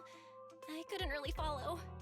Hugo taught me that bringing up dessert in such situations is a way of telling the other party they need to offer more. Fortunately, that old fox Hartman is terrified of losing power. He's definitely keeping the destruction of the sacrifice and the fact that the sacrifice core is fake hidden from the other family members. Otherwise, Burden wouldn't have been so willing to raise his offer. Lord Phaeton, let's find Hartman's study when the banquet is at its busiest. All right, I've already taken note of the surrounding terrain. Once more people arrive, we'll enter the garden through the door in the corner of the banquet hall. Wherever you go, I'll follow, Lord Phaeton.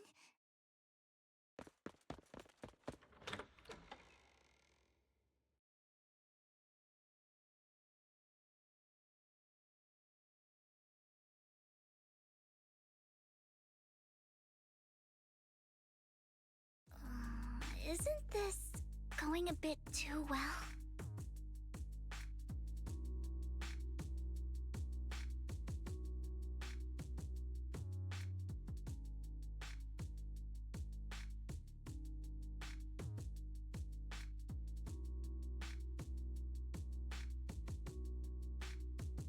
Perhaps we're just lucky? Plus, their security measures outside were so tight. Maybe it's more lax inside. However, just to be safe, I'll call Lycon. Let's check Hartman's recent correspondences for clues. I still have concerns about the sacrifice core. Right. Though the core he gave Dina was fake, Hartman might have left a trick up his sleeve and hid the real one.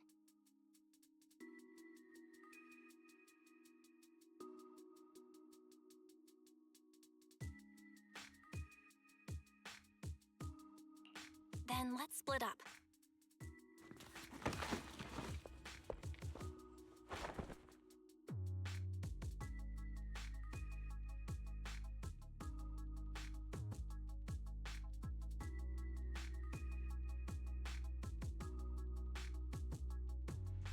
Esteemed guests, is the catering at the Ravenlock family banquet not to your satisfaction?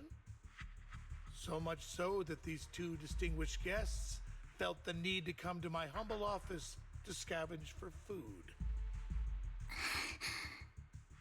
Don't want to come out? Well, after all, you don't have long left. Burton, that greedy idiot, fell for the mayor's trap. But I never expected that he would bring you into my territory. I suppose I should thank him. Otherwise, I would have had to go to great lengths to eliminate you. Vivian, Phaeton, give Hugo my regards. Tell him I shall be taking the wealth and power of the Ravenlock family for myself.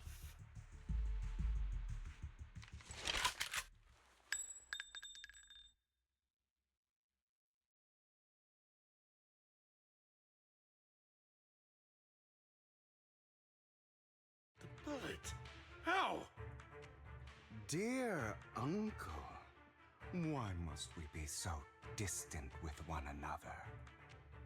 You can just tell me what you want to say directly. Hugo! Impossible! You're... Uncle, you must know a Ravenlock will never stop until they get what they want. Did you really think I would be defeated so soon, when I have yet to trample you into the dirt? You filthy bastard! You only know how to resort to these petty tricks! Petty tricks?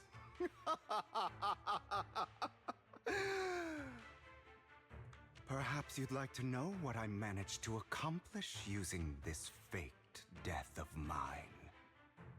My dear uncle.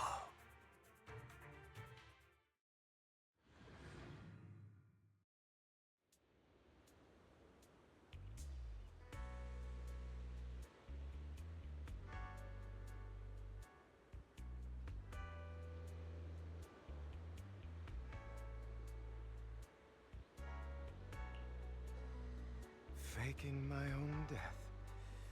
Hope it's all worth the theatrics in the end. It was just to keep Hartman off my back, but maybe I went a little overboard. The manager must be pretty shaken up.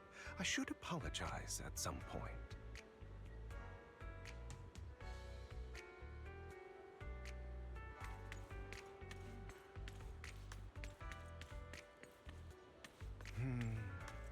Guess I'll also bring Lycon along. He's my partner in crime, after all.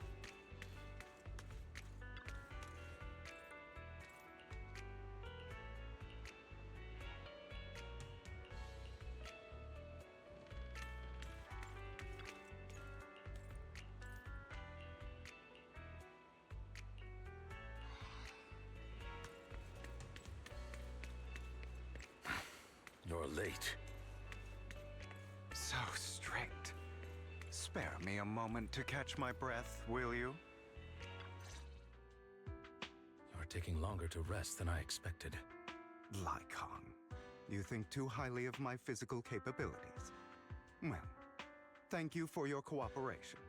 I must say, if nothing else, at least your acting skills have improved. Why do you look so angry? You should be happy. We pulled that off together with flawless teamwork and managed to fool everyone. Drop your foolish facade. I'm glad you still remember the code we set all those years ago. And thank you for ensuring your sleight of hand didn't deteriorate. Oh, right. I should also thank the blood bag hidden in my clothes and our other props. Do you remember when we last used this trick? It was probably ages ago. Sometimes I really don't understand you. Have you never thought about what the consequences would be if I didn't understand your code? If I decided against helping you? Or if I just couldn't control my strength properly? You'd understand it. Of course, if things really did go awry, I had alternative plans. You wouldn't be so arrogant as to think I'd bet everything on you, would you? You're insane. Aw, I'm flattered. So what exactly is the purpose behind all this? Surely after going to such great lengths to erase your own existence, you don't just plan to hide here and reminisce about the past with me. Don't try to brush this off. I've already helped you enact your plan. Tell me the truth. Don't get your tail in a twist. I have more plans that require your assistance, so naturally I would not hide anything from you. Simply put, as things stand, whether as Hugo Vlad or as Mockingbird, I am doomed to die. Seems you've made quite a few enemies. As a member of the Ravenlock family, I negotiated with Edmund and managed to obtain resources from Tops for my future plans. I also confirmed what attitude they held toward your master, the Mayflower family. Meanwhile, I used my identity in Mockingbird to strike a deal with Hartman and gather information on their collaboration with the remnants of the Exaltists. That's where I got my intel on what Bringer left. Oh, by the way, the crime declaration letter that your dear mayor received, that was also sent by yours truly. He's probably figured that out by now, right? Though I'm not sure if he told you. The mayor learned about the sacrifice attacks through his own means, but lacked an opportunity to take action. That warning letter was precisely what he needed. You aren't hopeless yet. How delightful. In short, I'm more well-informed than your lot because I get around, dealing with all these different important figures. But of course, it comes at a cost. It's only fair. After all, you can't hide the smoke from a wildfire. Rather than trying to carefully tame it and risk setting yourself alight, it's better to let it burn free. When I helped you put on your little act, killing you in front of everyone, you left the sacrifice core to Hartman. That was intentional too, then? Oh, yes. And it worked like a charm, didn't it? Now no one cares for me anymore, and all eyes are on Hartman. A perfect situation for keeping the Ravenlock family in check while dealing a cutting blow to the Exaltists behind them. Another crucial point is Vivian and Phaeton. I must sever any ties they have with me or Mockingbird. Although I feel bad for Phaeton about what happened, but it had to be done. That's the only way they would be safe, allowing the plan to continue. I noticed that you never turned your blade toward Master Proxy. So, those words you said back then were also... I will bloody my hands. I will carry the weight of my sins. I will become the Abyss.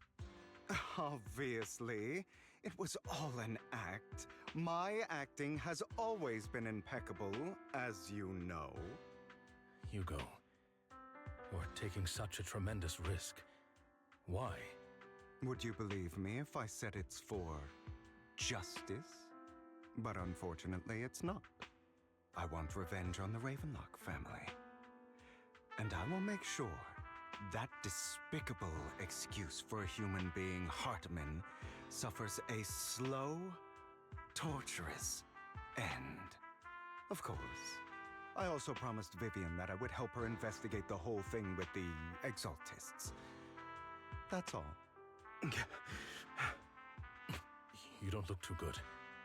Is it your wounds? No. This is the first problem I plan to resolve.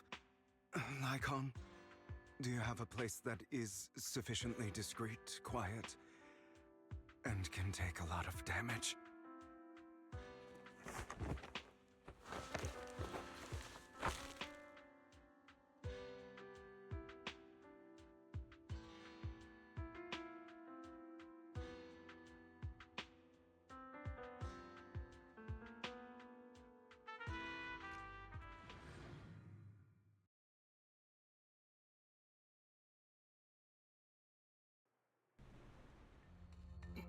What exactly are you doing?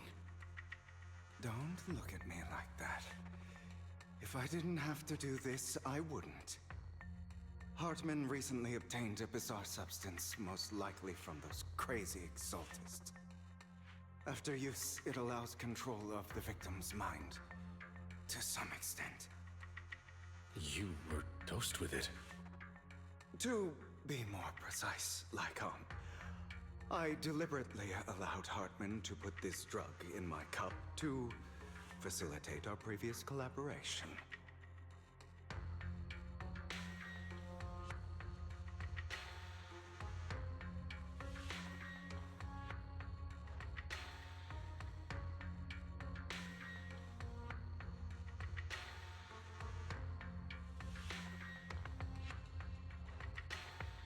After finding out about it, I quickly found someone to help analyze its composition.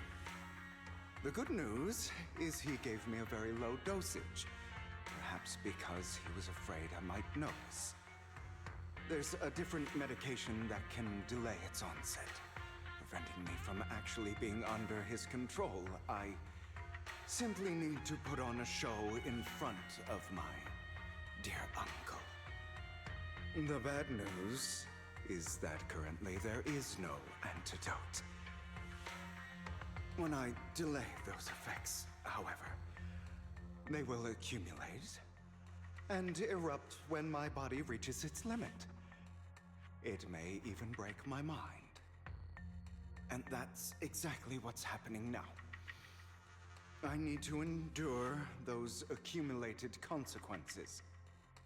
So, I will lock myself in this room for however long that takes.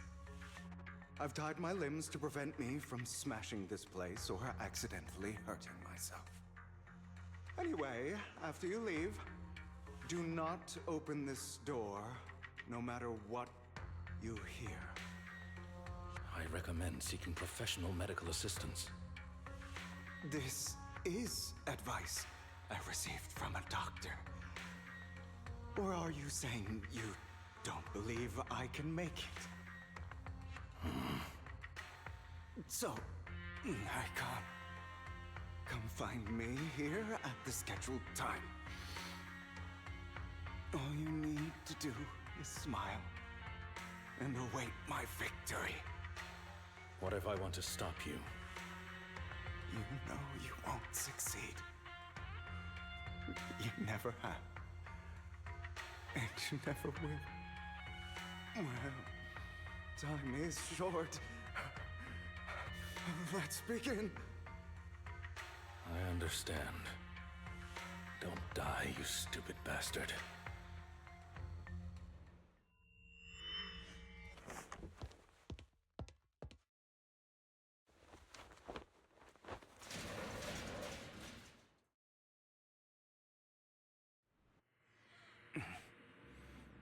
Is this because the side effects haven't worn off yet?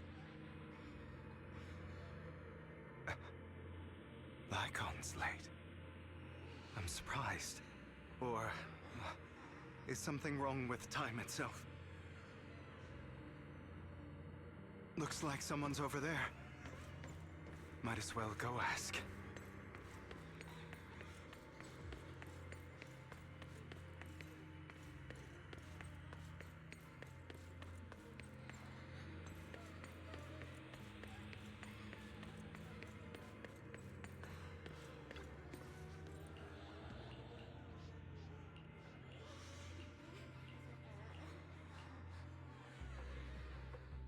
It's all your fault. I wish I had never given birth to you!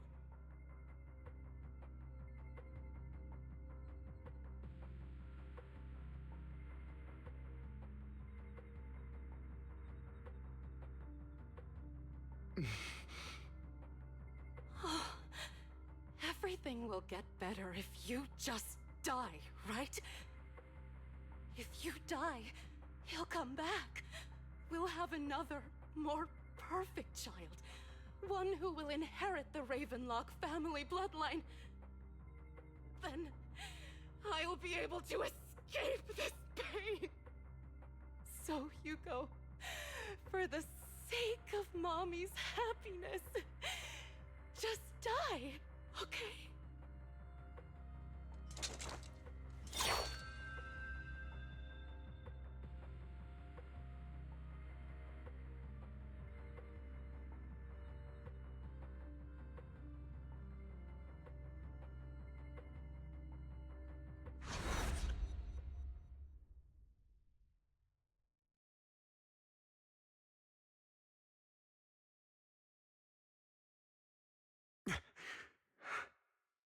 So, I wasn't awake yet after all. That's because you don't want to wake up again. Who are you? I am you. Hidden deep within your heart. Your most true self. You want to kill her, don't you? Your so-called mother. Every time she beat you without reason, when she tried to gouge out your eyes, when she sold you into that hell, laughing all the while. You wanted to be the one to end her life. Why not admit your hatred? As you are, you can hunt her down and make her pay for the living hell of a childhood she made you suffer. Yes, I hate her. I hate her because she was foolish and shallow, greedy and stupid. I hate her because she doesn't deserve to be a mother. She did everything she could to try and get into the Ravenlock family, believing she could live a life of luxury without having to do anything and never realizing she was a pawn, discarded from the very beginning. So she chose to blame me. Blame me for my heterochromia. Blame me for my very existence. But I won't kill her, because I know it won't change anything. She was incapable of loving me, just as she is incapable of loving herself. Have you been brainwashed by that dog? Keeping up the act of being some magnanimous and forgiving fool? Don't compare us. I've simply come to understand love or hate. I make my own choices, and they have nothing to do with anyone else. She sold you to the Ravenlock family for a huge sum of money. She used that money to start a new life without you. While she was indulging herself, you were going through hell in the Ravenlock Manor. Does it not torment you? Do you not feel the hatred? Do you not want to demand answers? Kill her. Only by killing her can you be truly free. For a long time, I thought the same way. But now, well, I want to make a different choice. Stop lying to yourself. You never had a choice. This weak-minded thinking will only lead you to failure. Like before, you'll be nothing but a worm, trampled into the dirt by those so-called elites. Do you still not get it? This is how the world is, and always has been. Hesitating, you'll be the victim. If you don't grab your knife first, you'll end up being on the other end of the blade. If you want to change anything, you must first become the one who makes the rules. Just like that woman The only reason she could treat us that way was because we were weak. So listen to me. Find that woman, kill her, and prove to this world your strength! It's what she deserves! Why forgive them? They don't deserve it. I'm not forgiving them. Or rather, I don't care about them. They don't even matter, at least not yet. You know, perhaps the person I hate the most, the one I truly cannot forgive, has never been someone else, but rather my weak, powerless past self who could do nothing but hide inside a closet and cry. I hate myself for having neither the strength nor the courage to resist. I hate myself for begging for so-called familial love, even after being treated so terribly. I hate that despite the pain of my wounds, I still hope to receive the carrot and not the stick. And that me is you, correct? So, I forgive you. I forgive myself. You'll regret this, fool. Your pretty words mean nothing. You will ultimately return here to me.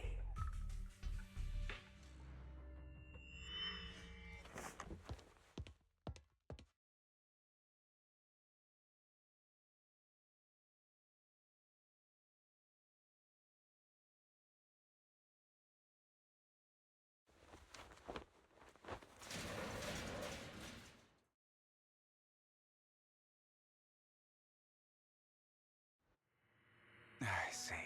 This is still an illusion. I wonder who's going to show up this time.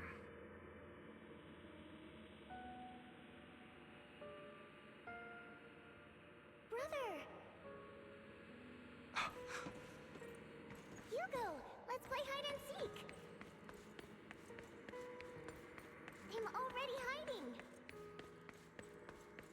You'll find me, right? Like you always do! Serena.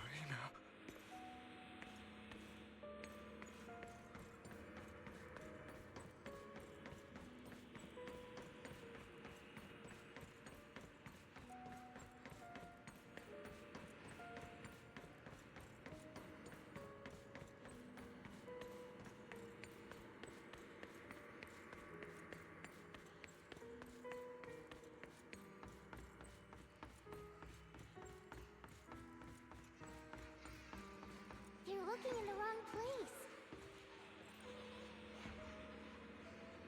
I found an even better hiding spot this time. Harder to find than any place you showed me.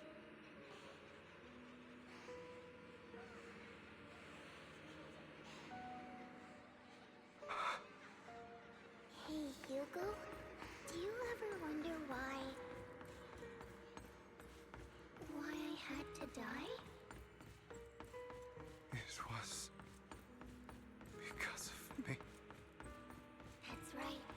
It was because of you. It's all your fault. If only you didn't exist, I wouldn't have had to suffer.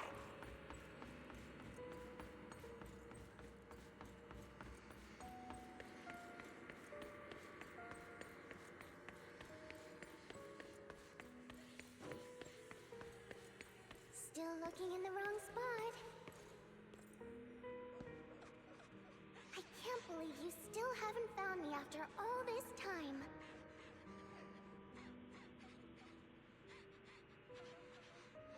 Have you forgotten about me?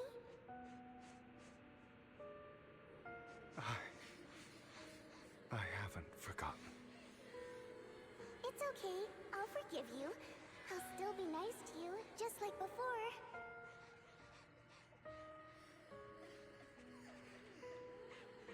I was the only one who was ever nice to you, wasn't I?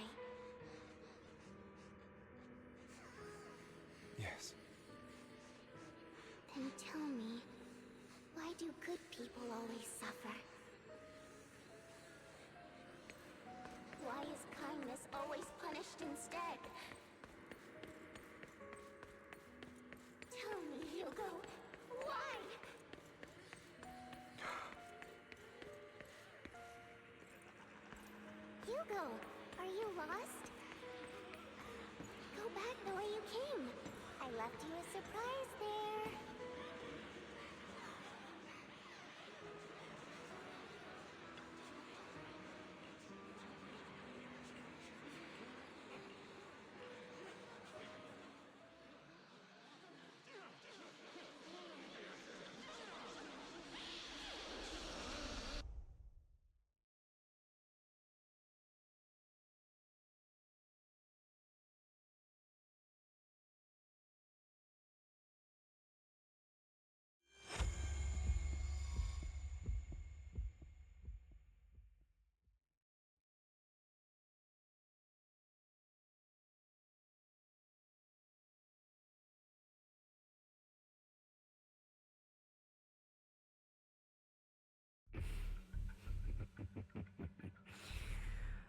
I told you that you would eventually return. We meet again, my friend. I told you, I am you. The side of you that you've always tried to deny existed. Of course. I know. This time it's about Serena. Right? Yes, your half-sister. And the only child in the Ravenlock family who was kind to you. Unfortunately, it was her kindness that led to her untimely death. It was my fault. I don't like the way you blame yourself. Because that means I'm to blame as well. And I don't think I did anything wrong. Your mother sold you to the Ravenlocks. And your father, he saw your talent and wanted to use you to push the other children into competing with each other. My brothers and sisters wanted to get rid of me from the moment they first saw me. In their eyes, you were no more than a slave. But Serena dared to treat you, a slave, as if you were human. And so, she was fated to die. They tried to kill me many times, but I was careful, and they did not succeed. So they killed Serena, who was weaker, an easier target, and pinned everything on you. Serena died in your place. Those cruel brats thought that by reporting this to Father, they could use it to get rid of you, a rival who threatened their positions. Yet, not only did Father not blame you for the incident, he praised you for it. In this world, only the ruthless, cruel, and merciless can stand at the top. And that's exactly what you managed to live up to, no? You found a perfect opportunity thereafter to catch the ringleader of the group who framed you and almost beat him to death.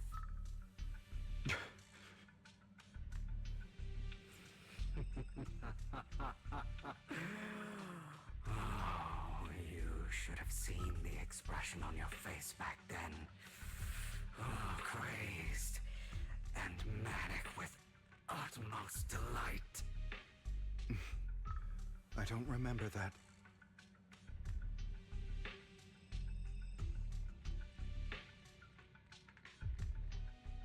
Here you go again, trying to deny your desires. Deep down inside, you've always wondered, asking yourself why these evil people never got the punishment they deserved.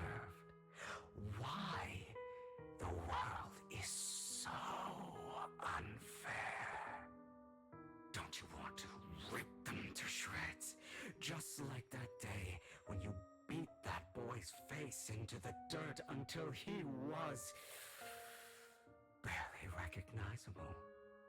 His disgusting blood staining your fists. Recall your exhilaration, your cathartic release of rage, that outpour of hatred. That victory belongs to you. You deserve it. Those brothers and sisters of mine are all dead. I cannot take revenge against the long deceased. They died by Hartman's hand. Dying in the power struggle to become the Ravenlock family's heir, rather than by our scythe. Boring. Boring? I find it hilariously ironic. Children who would murder their own kin for scraps of power dead at the hand of their uncle who followed their example. Is that not karma? Power struggles pitting kin against each other, betrayal, suspicion, and hatred between people of the same blood. It's like a curse written into the Ravenlock family's genes. Laughably stupid. Don't forget, my dear, that the same blood flows through your veins.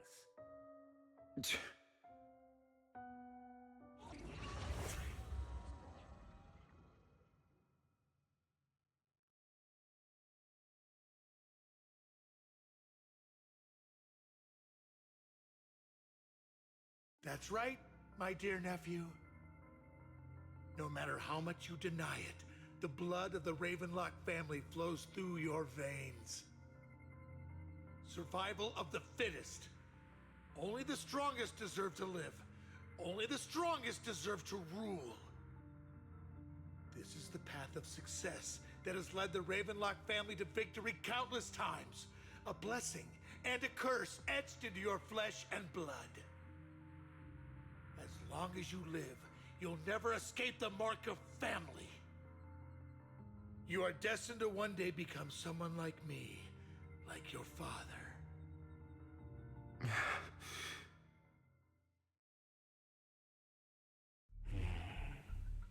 Is that fear I sense?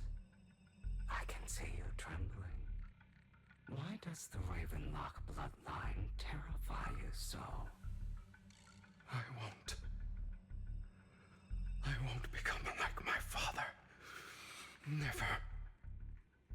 You won't become a failure like him. So relax. Our power eclipses him, and so does our ambition. So, do not deny your own desires.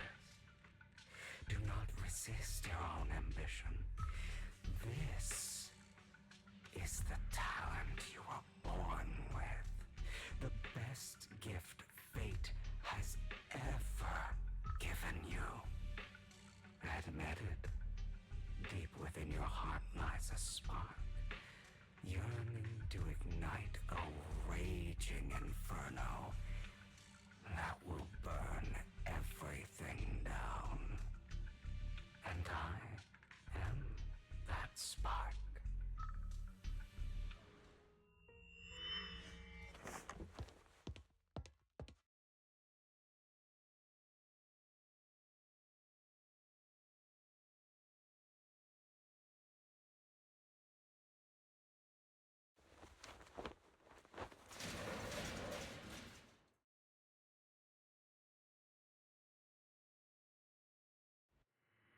Lycon.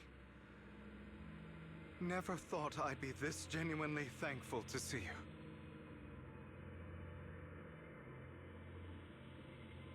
Seeing you means this never-ending nightmare is finally over, right?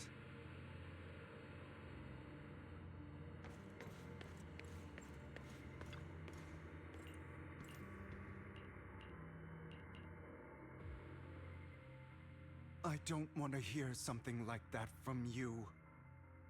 You have no idea what that man, my father, is really like. A person who stops at nothing for their own interests and ambitions. Just like what you're doing right now. And what do you think I'm doing this for? All of this was part of your plan. You knew where the Ravenlock family was going to be, so you set Mockingbird's target there. To seek revenge, you plotted to assassinate your own father, but he was too vigilant, and you failed. After almost being assassinated, your father was furious and locked everyone in the hall, but was unable to find the assassin. And what a coincidence that a hollow disaster just occurred in the vicinity. So he used it to eliminate all the unfamiliar faces there, turning them into victims of the hollow, an easy feat for the Ravenlock family. So, the one who killed innocents was my father, not me. You knew what choice an extremist like him would make, and you used the chaos to once again attempt an assassination. This time you succeeded. You killed your own father at the cost of innocent lives. Admit it, Hugo. You don't care about anyone else. The only thing you care about is your revenge. How is that any different from your father? Enough. I'm tired. I may hate him for betraying me, but he wouldn't say something like that. What? You aren't Lycon. You're the other me, hidden deep within my heart.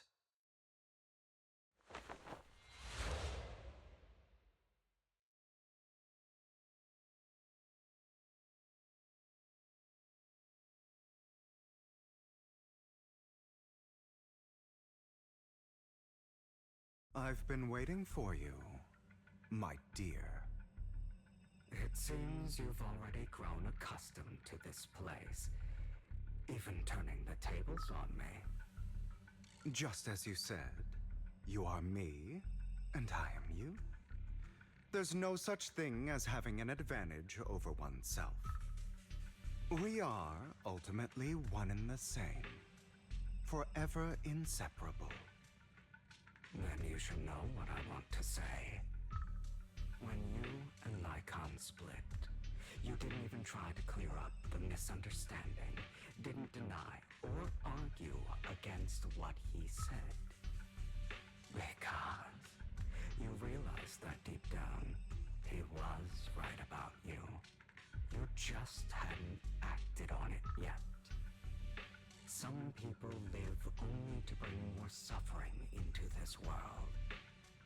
Sometimes, murder is what brings justice back into this world. For that, I must stain these hands in blood. That's right.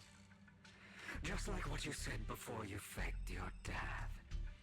Were those words really just an act? To slay the dragon, you must first become one with sharp claws, wending fangs, and strength enough to destroy anything. You know the truth better than anyone. If you hadn't hesitated, and instead seized the first opportunity to kill your father, none of what followed would have happened. Innocent civilians wouldn't have died. Your partner wouldn't have lost an eye and both legs trying to save people. And Mockingbird would have never gotten to that point. You can save more people. Save good people. Save more lives than the evil ones you take. I've spent countless hours in regret over that incident. So why not submit to your true nature? You want to be the judge, jury, and executioner of this world. And you can. I wasn't responsible for Father's death. The true mastermind is my uncle, Hartman. His schemes to kill the head of the family were all so he could take control. Mockingbird was simply unlucky enough to get caught up in it. So, for a behemoth like the Ravenlock family, with its roots so deep, a single person's death, regardless of who that person is, wouldn't change anything. Of course, whether it's Tops, the Mayflower family, or even the entire world, it's actually all the same. I refuse to be dragged down by pointless hatred any longer. You foolish, stubborn idiot. Do you understand the power of hatred? Have we not come this far precisely because of it? Or are you going to follow Lycon and Jack's twisted logic? Come on. You don't actually trust anyone? Otherwise, why would you hide this whole scheme of faking your death from them?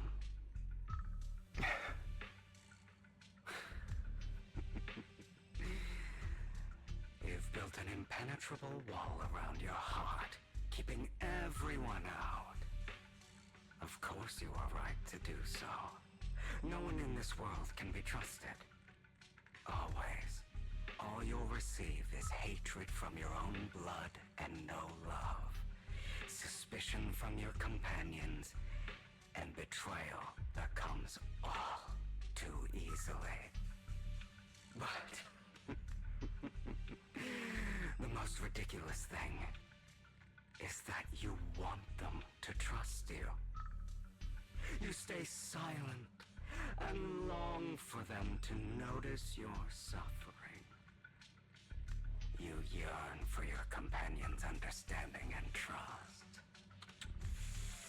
Idiot. That's why you are incapable of exploiting them for your own ends. You care about their safety even more than your own. But remember, only the weak need companions. And we are children born from hatred. We are different from them. I will never be like them. And I don't need to be. Come. Let me show you what powers we can wield. But you are me. And I'll never lose to myself.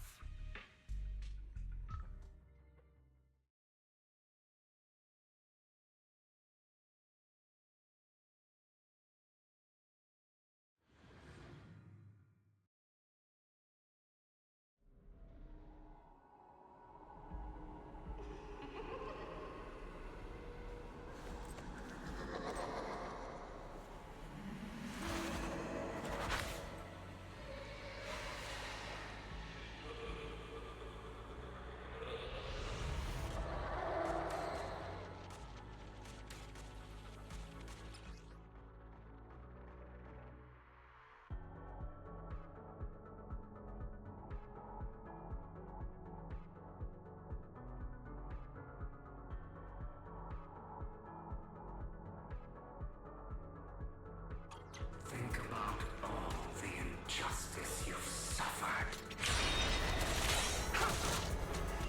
If you choose to forgive, you're betraying yourself. You know that. Letting you consume me would be the real betrayal to myself.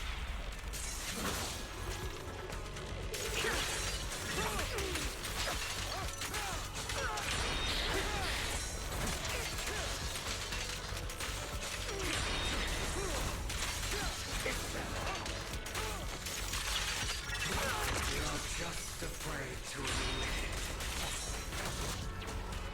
Give up!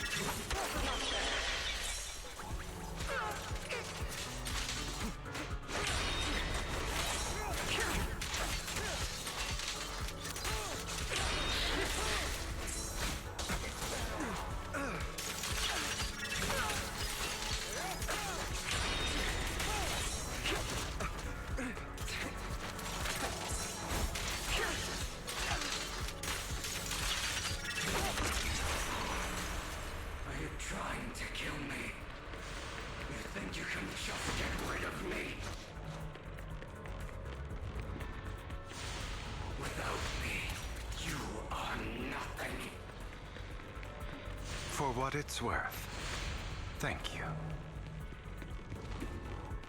Don't be afraid. You and I are inseparable. You're part of me, just as I am part of you.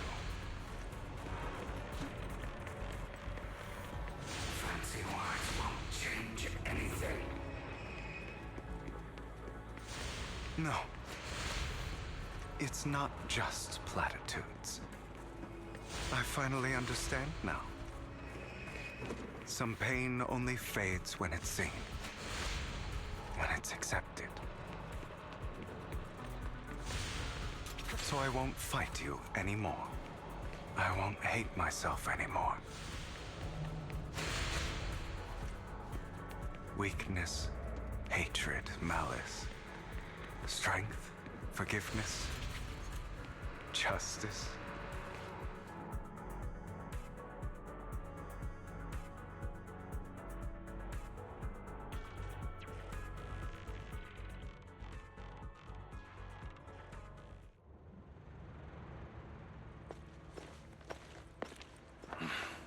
Hugo, it's time.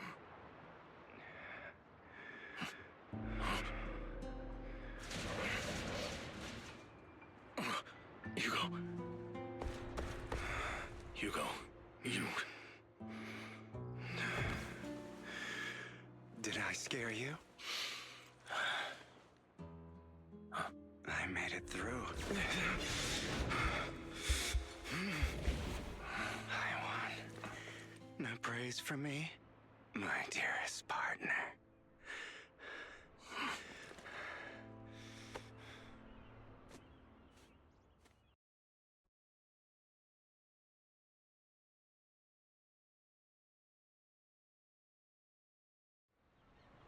This is just like what I saw in my dream. Ah, my former partner. You're still as punctual as ever. Are you sure you're fully recovered? How about we fight, and I'll show you how recovered I am. I refuse to fight someone who is in need of medical attention.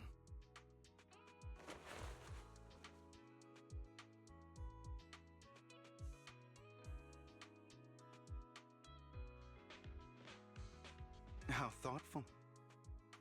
I'm touched. Or perhaps is this simply part of Victoria Housekeeping's professional care? I'd rather you not starve to death.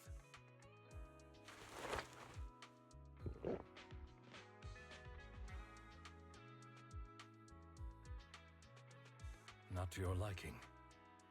I'm fairly certain this is the same kind as before. No. I've just gone too long without food. It feels a bit uncomfortable. Either way, thank you. Now tell me, what exactly happened in the warehouse? Just going a bit crazy from... you know what? Were you expecting anything else? But... I did have a very long dream. A dream about many things from the past. If I had to put it into words, it would be like giving myself psychological therapy. You seem like you could benefit from some too. How about it? Want to book a session with me? Trust me, I'm a pro. Seems you really have recovered.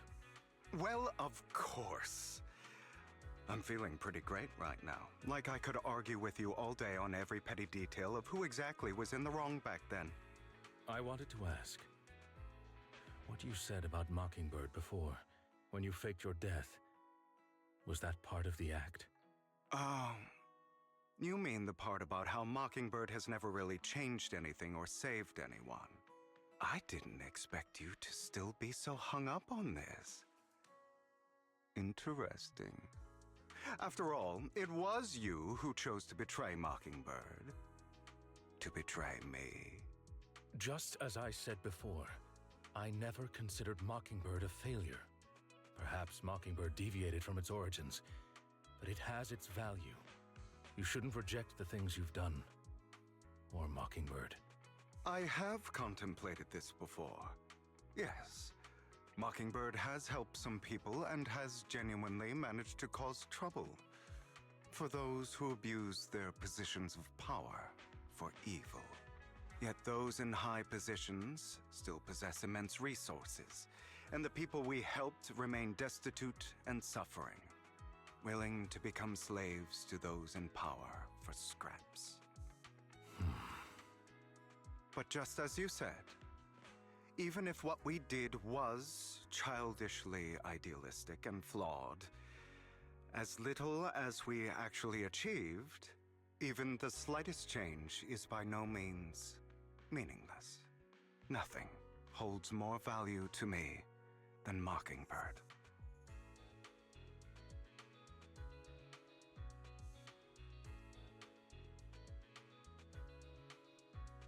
All right, let's catch up later. I still have things to do and need to wrap up my plan. I thought you would rest up first. As much as I would prefer that. My dear uncle and the Exaltus fanatics likely would not give me such an opportunity. If all has gone to plan, the fish will have taken the bait already. And if everything goes very well, I'll soon have solid evidence of the Ravenlock family's crimes. Well then, thank you for your assistance, former partner. Let's part ways here. I'll go with you. Lycon, surely you don't think that because I just recovered, I'm too weak to deal with those useless fools.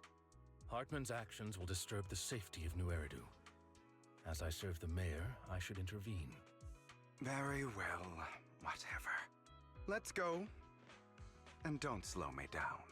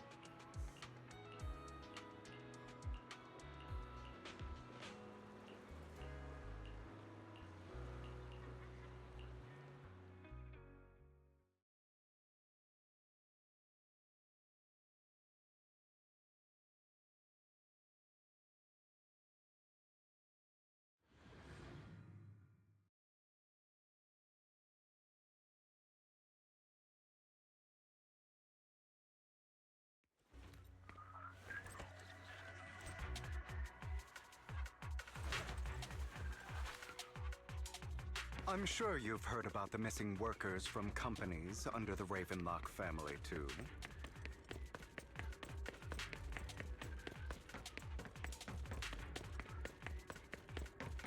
I know where they are.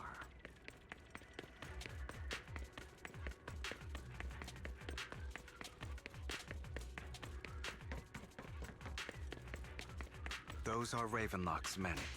The workers with them are the victims who were tricked into going into the Hollow.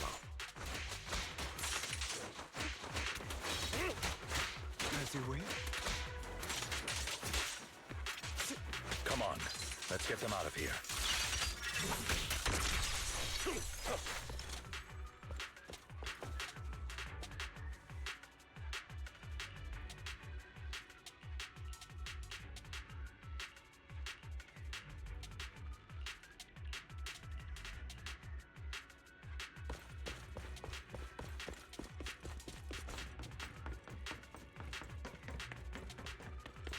Bunch of nobodies. Annoying as hell. Kill them! You're welcome to try.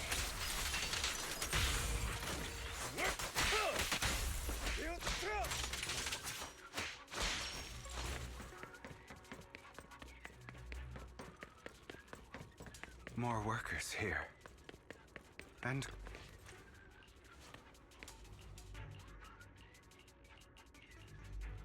is Hartman behind this, too?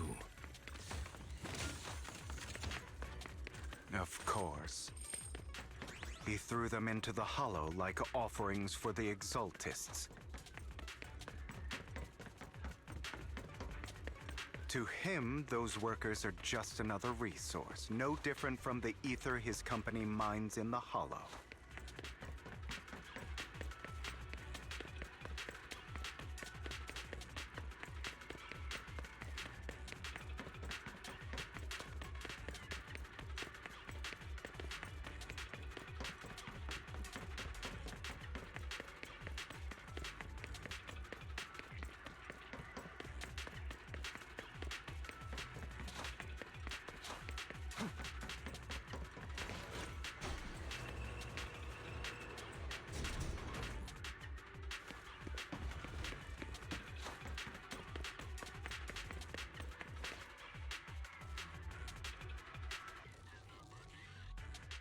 There's more over there. Let's hurry. It's different this time. Don't rush in. Let's listen in on what they're saying first. I still need more direct evidence to ensure the plan is absolutely foolproof. The compensation you promised, it's all real, right? All we have to do is follow you into the hollow for some simple tasks, and you'll give us a huge sum of dennies. Sounds real suspicious. Shut your trap. You keep yapping and asking questions.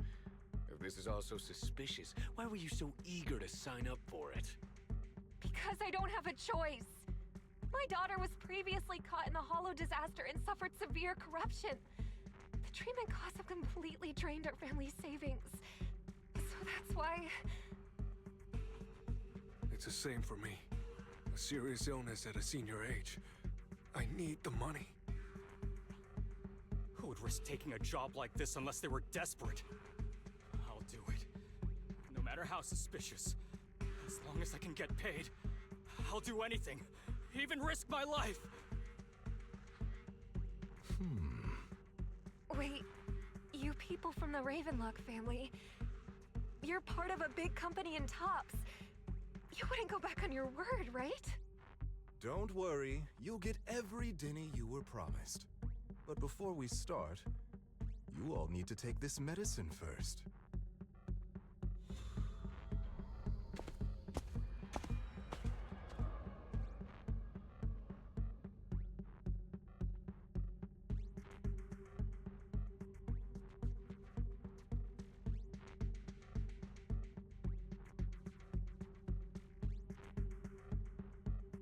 Bro, should we really be doing this already? These workers keep talking. We're wasting time like this. And the sooner they take it, the sooner it'll be over. Consider it an early release for them. What? You didn't say anything about having to take pills before. Look, this is good stuff, all right?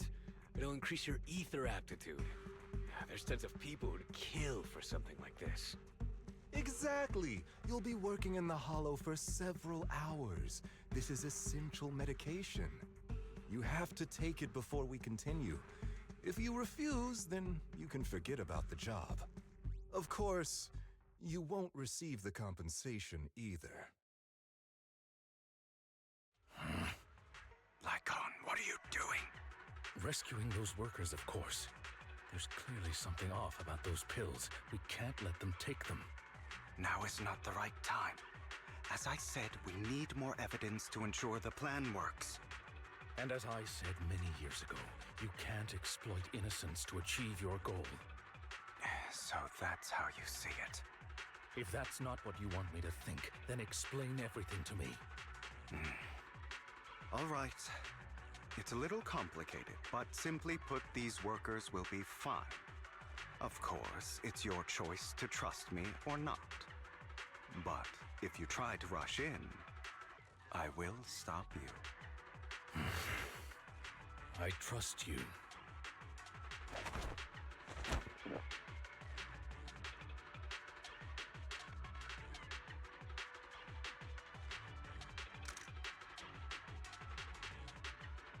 All right.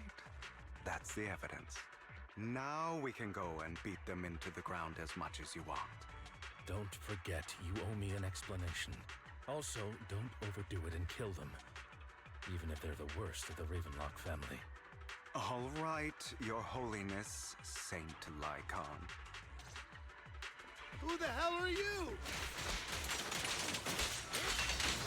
Why don't you take a guess? All evil! We're the ones here to stop you.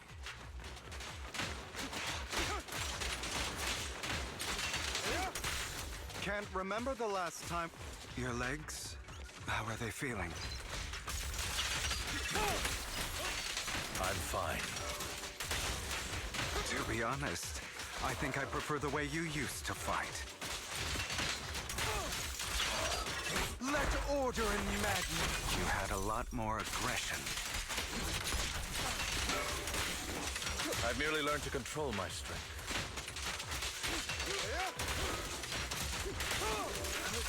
When I need to be.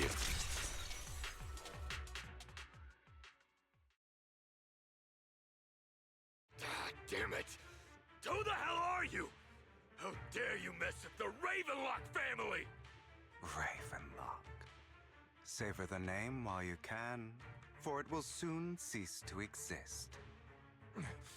What's that supposed to mean? It means exactly what I said. I think this might be good for you. Sever your ties while you can. You still have a chance to walk your own path. The family's honor comes above all else. Is that really what you think? I saw the compassion on your face just now. You're not from the main family, right? That's why you were assigned to these trivial tasks. But in reality, there's no need for you to keep playing this boring game for them. I don't have a choice. From the moment I was born into the Ravenlock family, You always have a choice, if you're willing to act. All right, let's end the small talk here.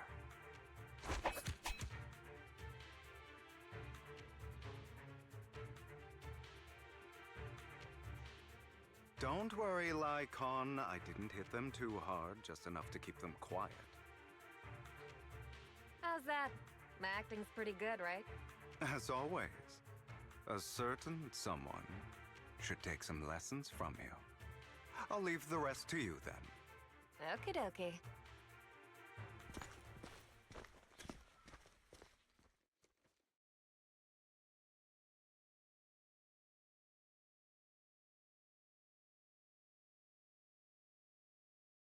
Okay, now can you tell me exactly what's going on here? As you can see, that worker just now was actually an informant of mine. The pills were swapped out with vitamin tablets. Outside of this batch, some workers have already taken the actual substance Hartman has. But rest assured, the antidote for it is already in development. I found the best in the field to help, and with the data I collected before, we should have results soon. I wanted to ask. The reason you decided to lock yourself in a room and endure the effects of the drug, besides getting evidence, it was also to collect data on this drug in order to create an antidote, correct? It seems you're not completely beyond hope. I thought you were just being stubborn. Sometimes I wonder if you know me at all. Then, I have one last question. Why did you never tell me any of this back then? The truth is, I heard everything. That entire conversation between you and Jack. Before he passed away in that small attic. When Jack called you aside and gave you those warnings. When he told me you might go down the wrong path? That's right. You never said anything. What would I even do? Scream and rage over your suspicions, or get on my knees and beg for you to trust me? You know there's no way I'd allow myself to do such a thing. Besides, back then, even I was confused about myself. Jack, It's all in the past. You don't need to explain anything to me. Enough. We should get going. If we're going to reminisce over the past, we should find a more suitable location.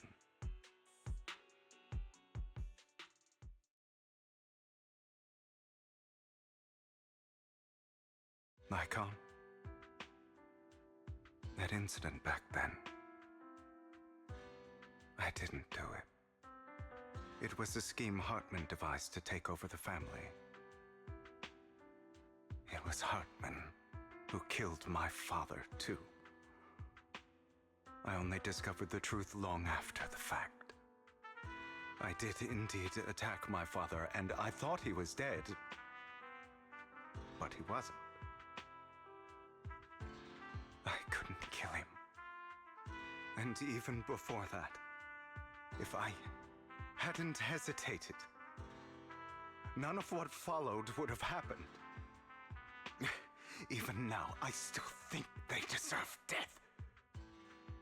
But I no longer care to personally deliver that fate. They're beneath me. And I have more important things to do. You? I know we may never agree on that point, Lycon. I once wanted to fight against those ugly truths that defined me, but I discovered that the more I rejected them, the more painful it became. So, I could only accept that crazed, hateful, and malicious side of myself. As long as I know I will never become like my father, like Hartman, that is enough for me. You've changed. But I think that might be a good thing. Don't patronize me. You've changed a lot too, compared to before. I still disagree with Jack's words, and I won't forgive your betrayal.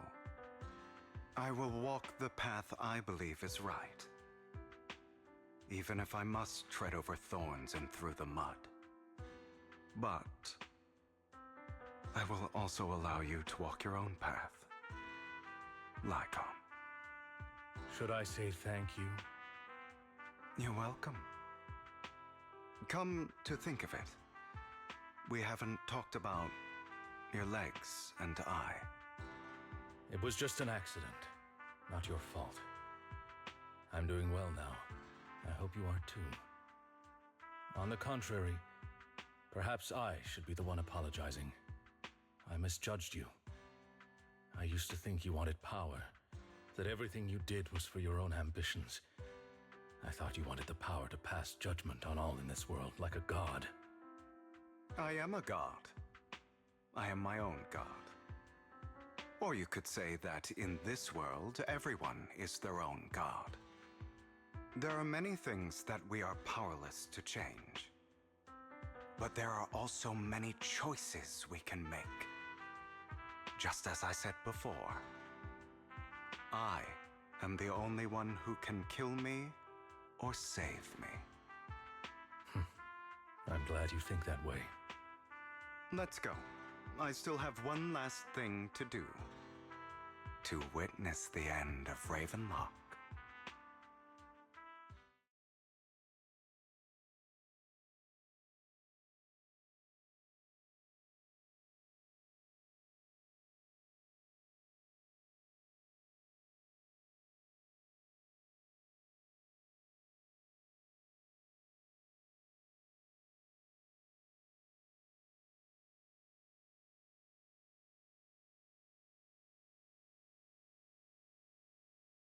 You really think you can take my place if I die? Never, you filthy bastard! Your little tricks mean nothing. As long as the Ravenlock family stands, I can still get back on my feet. You still don't get it, do you? This was never about avenging my father. And I don't care about taking your place. I didn't come this far just to kill you. That'd be pathetic. Right on cue. Why don't you take a look at this, Uncle? On behalf of TOPS, I'd like to clarify that we had no involvement in the Ravenlock family's actions. TOPS is officially terminating all partnerships with the Ravenlock family, effective immediately. We will have no further affiliation with them. Are you crazy? What the hell do you get out of ruining the Ravenlocks? You want to be a petty thief forever? Thief? Oh, Uncle. Allow me to reintroduce myself. I'm the name people whisper about. The one who robs the rich and gives to the poor. I'm the master con artist who can fool anyone, anytime. I'm the leader of Mockingbird. The one who turns every headline into my own stage. I have friends who'd catch me if I fall, partners who'd shed tears for me, and allies who always have my back. I am Hugo Vlad. You're the one who needs the Ravenlock name. I never did. You ungrateful bastard! You should have never been born. You flatter me. Same goes for you, Uncle.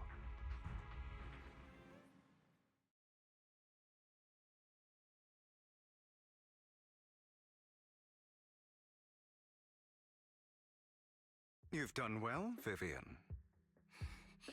You had better give me an explanation. And here I thought this would be a touching reunion.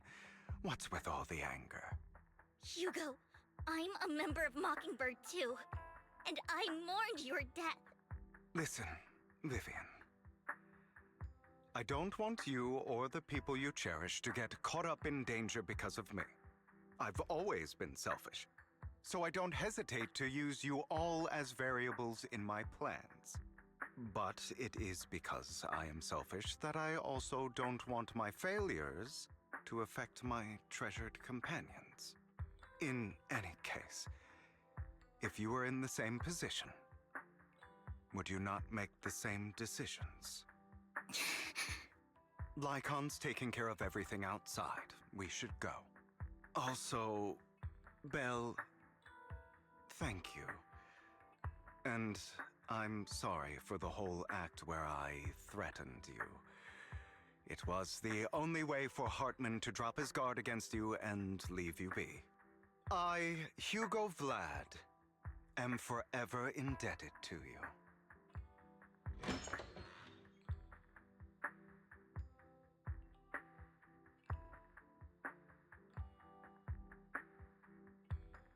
Master Proxy, although it is late, there is some important intel that I must give you now.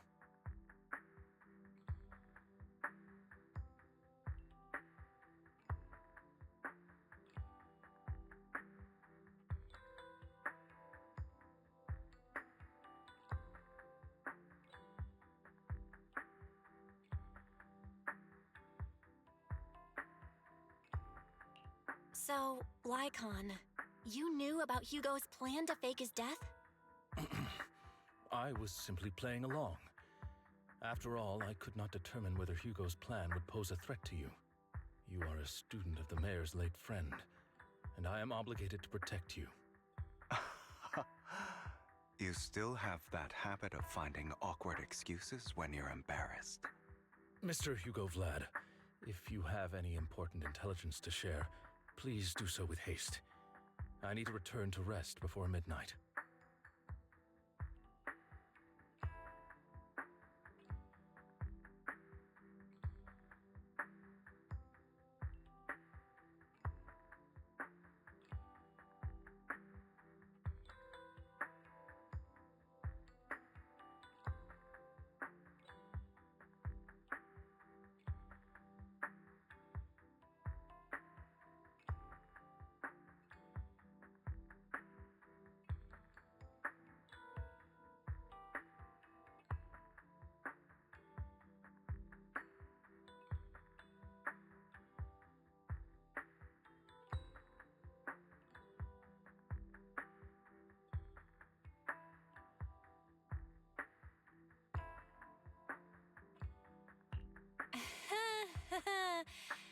two sure are close. For the sake of a certain old fossil's sleep schedule, I'll keep it brief. I learned from Camille that Dina intends to embed the sacrifice core into the sacrifice. Apparently, it will make the sacrifice much stronger. Sacrifices created this way will not retain their minds and will indiscriminately attack all living beings, including their creator. So the Exaltists don't do this. It would bring them no benefit. But Dina's concoction can control people's minds. If a person takes the pill and is injected with the serum Landon left behind, the sacrifice would be under its creator's control. Although the dormant sacrifice has been destroyed, Dina found a batch of that serum her father created and wants to create new sacrifices.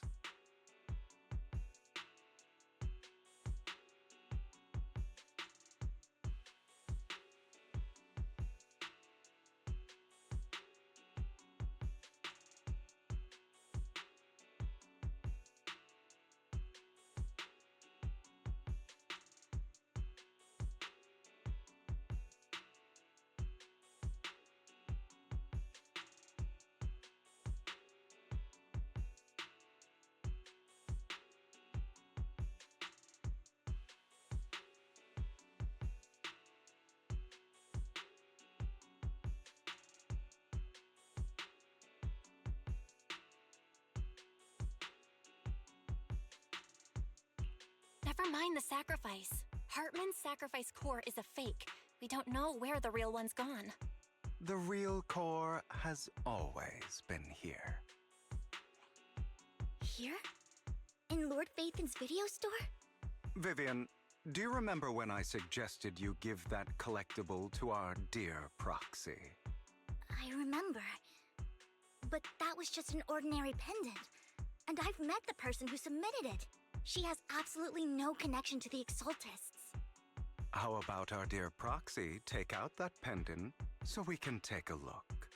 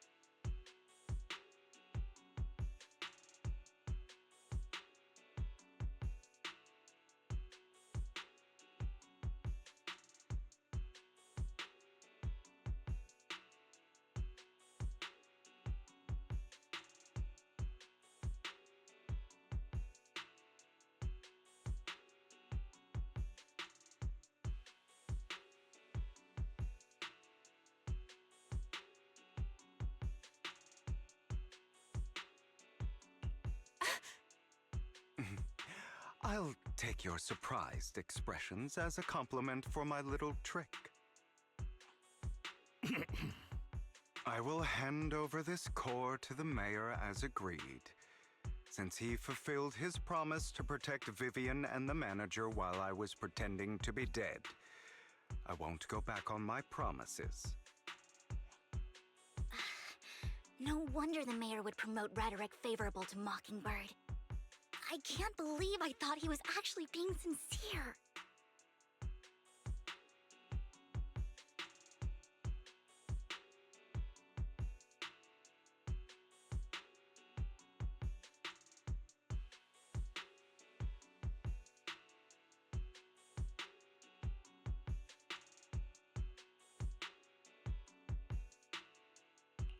Since we have the sacrifice core, all we have to do now is stop Dina from using innocent people to make more sacrifices.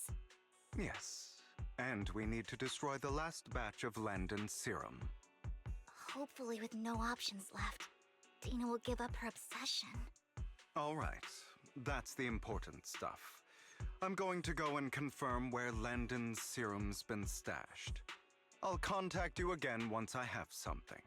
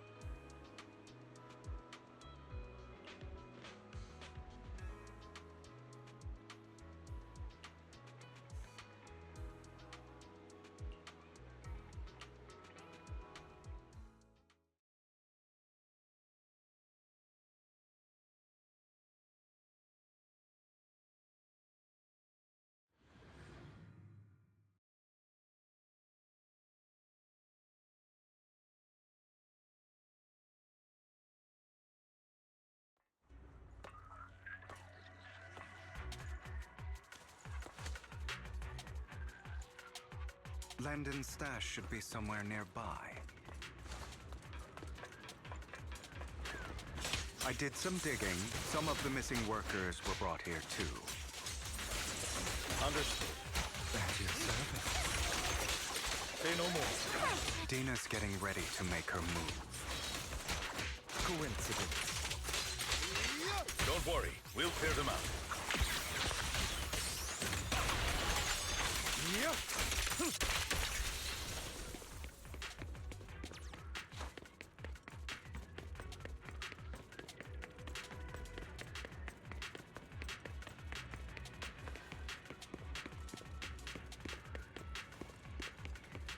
They're trying to destroy the goods! Stop them!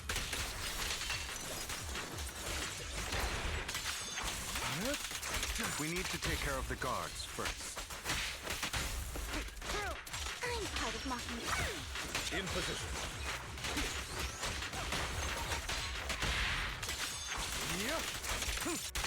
Some of the serum is stored in this warehouse.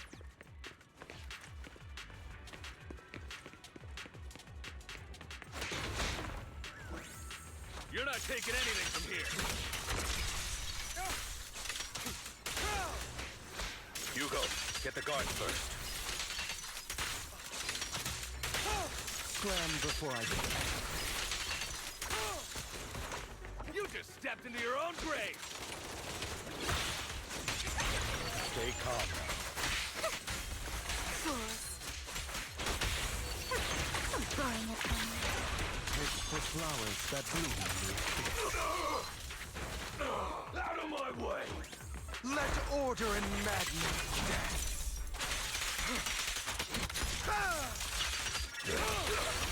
Who dares get between me and Lord Phaeton?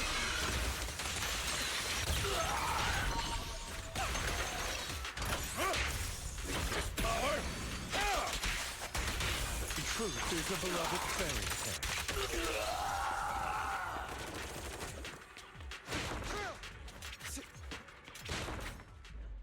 More of Landon's serum survives than expected. Fortunately, since they're still here, it means Dina hasn't executed the final step of her plan.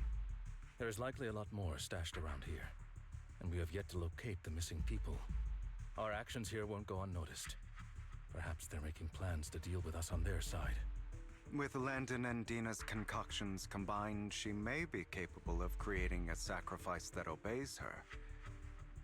If it comes to that, this will get far more troublesome.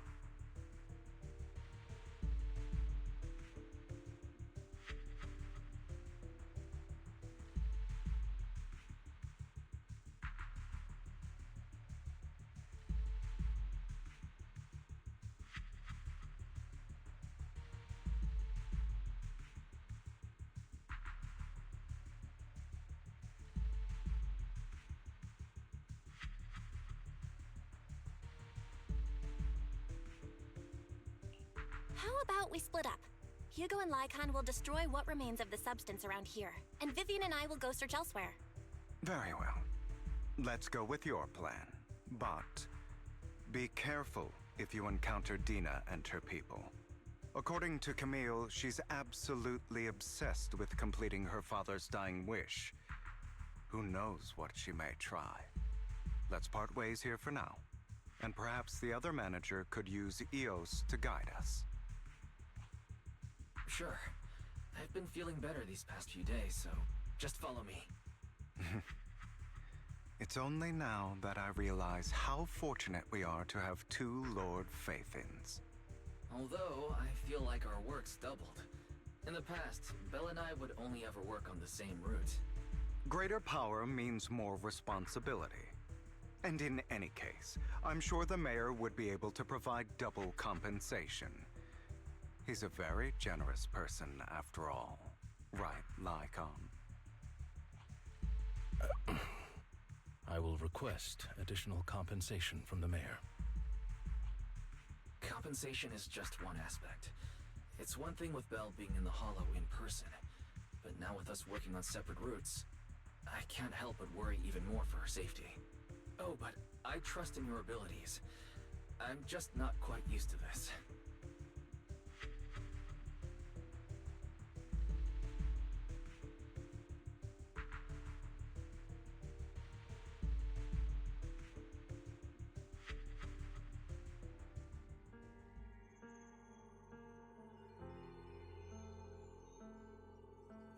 future I saw, Lord Phaeton.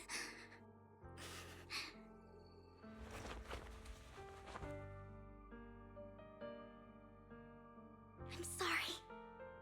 This time, I will make sure the future I saw does not come to pass. I don't want to bring you misfortune. That's all I wish for.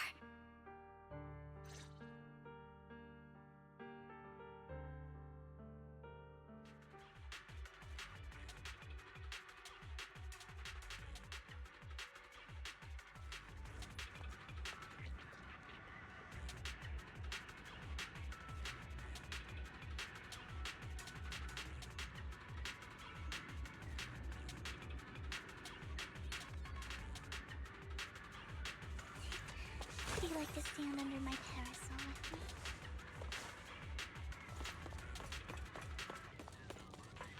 Leave this to me, Lord Phaeton.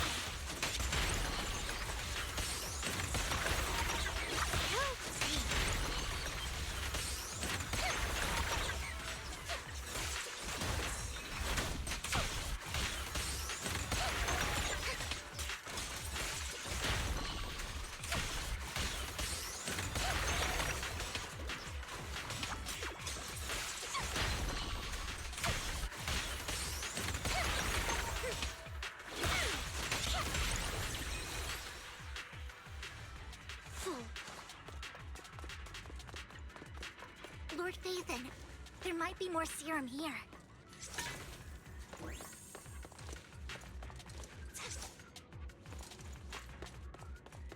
Don't touch me.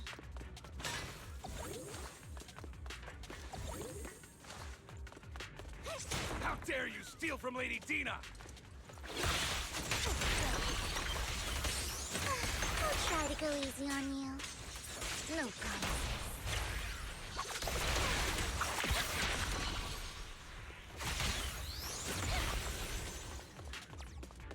There are containers by the fissure. There's got to be something inside. Let's try opening them.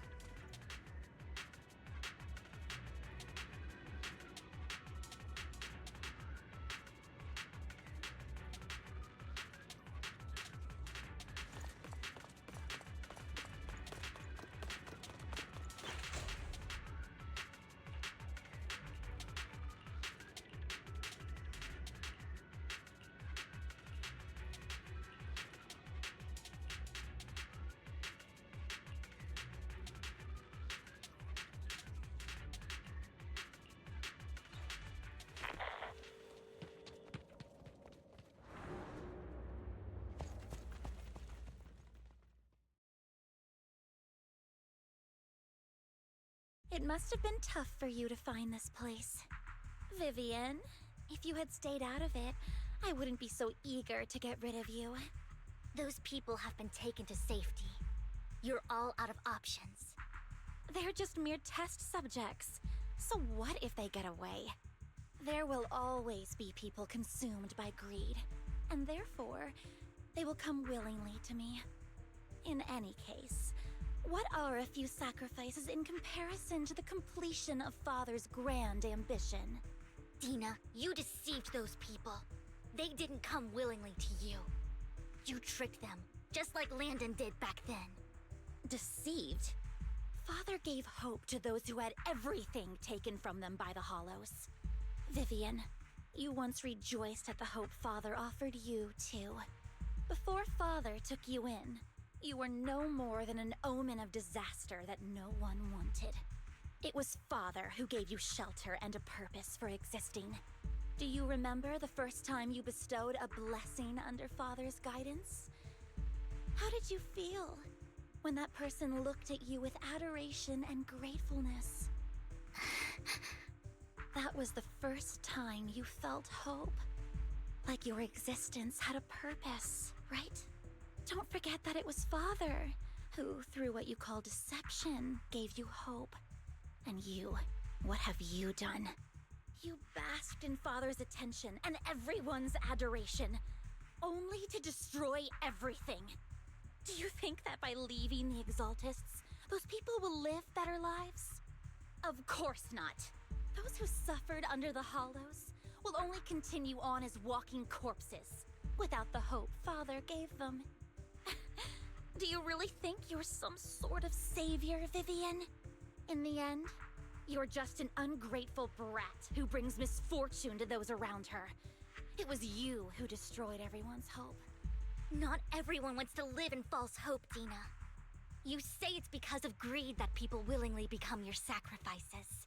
Perhaps those people aren't entirely virtuous. But that greed is just wanting to live a better life beyond the Hollows. What you and Landon have done was never about giving people hope, but exploiting it. Stop lying to yourself. Deep down, you know what Landon did was cruel. No. Back then, when Landon wanted to inject you with the serum, the fear in your face was as plain as day. I saw it all clearly. If all of this is as righteous as you claim, then why did you make such an expression, Dina? Don't look at me with such pity! Father did nothing wrong. All of this is to make something of the Hollows other than disaster. That's everyone's only hope. Dina, it's not too late to stop. Stop living in this lie. You know what would happen if a sacrifice loses control and escapes the Hollow. It's not the Hollows that are to blame for those people's deaths, but the hope you keep talking about. That will cause more despair and claim more lives. That is merely the necessary sacrifice to accomplish a greater goal. No one deserves to be a sacrifice. Your hypocritical magnanimity disgusts me. I can always go and get more test subjects if they've escaped. And I will be able to replicate Father's serum with enough time. With you gone, I'll be able to complete Father's gift to the Creator and fulfill his last wish. Camille, release the failed subjects. Lady Dina. Camille, are you going to do what you did before? You keep saying you'll follow the Creator, but it's all lies. Lady Dina, the Hollows took my family from me. I understand that there's no way to get back what I've lost. It was Lord Landon who told me that the Creator would guide me. One day, Hollows will no longer be disasters. Everyone will be able to survive inside them. I look forward to the day when this hope becomes reality. I watched you grow up, and I know that you've always looked up to your father. He gives you hope, and I destroyed that hope with my own hands. I know the pain of loss, so I've always felt guilty. I want to atone for the hope I destroyed. But Dina, I don't want to ruin more lives. And I don't want to continue watching you destroy yourself. Vivian is right. Not everyone wants to live in false hope. So, please, stop. Camille, are you abandoning me too? I'm not abandoning you. I just don't want to see you go past the point of no return. The point of no return? I passed that point ages ago. No, Dina. You can still turn back. I'll be your way back. Where are you going, Camille? I made a deal with Hugo and the mayor. If someone needs to take the fall for this, let it be me. I did it. All of it. I've been forcing Landon's only daughter, Dina, to research how to create sacrifices. I colluded with the Ravenlock family for my own gain. Everything Dina did was under duress. Since I've kept her captive for so long, she doesn't have the skills to survive as an independent member of society. She'll need a caretaker and teacher. Someone who will look after her and educate her. No! I refuse, Camille! I refuse to accept this! Dina, I'm going to dispose of those failed subjects. I won't allow it! You'll die! I won't allow it! You can't leave me. I command you! You've always followed my orders, and you will follow them now! It wasn't your orders that I've been following. My younger sister, who was stolen from me by the Hollows, also had such beautiful red hair. When Landon told me the Creator could bring me hope, you were standing there, right behind him.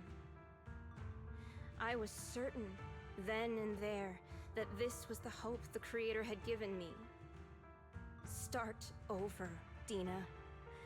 You still have so long, so much time. You'll make friends, find people who love you, and make many beautiful memories. That's not what I want! Camille, you're not allowed to die! I won't allow it! I won't allow it! Goodbye, Dina. And I'm sorry, Vivian. I'll leave the rest to you.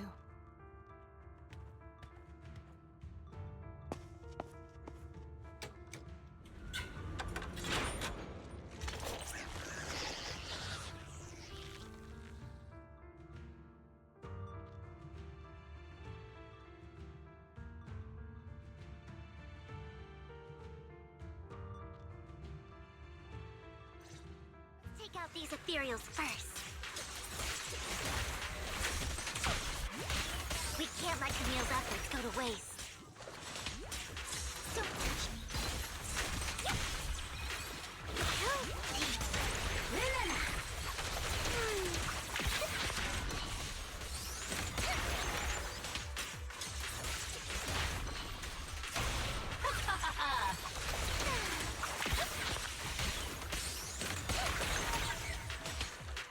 Notice me, Lord.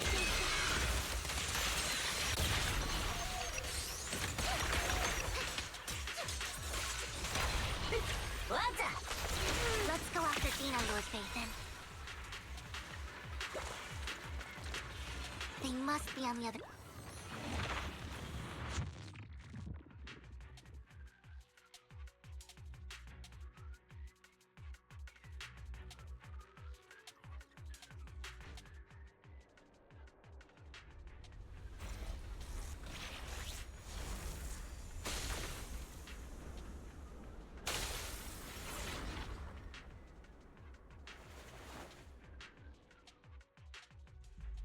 Are you satisfied now, Vivian? You were the one who brought yourself to this point.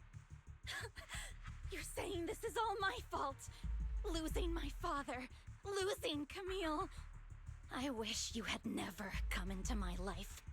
At first, when Father brought you home, I was happy.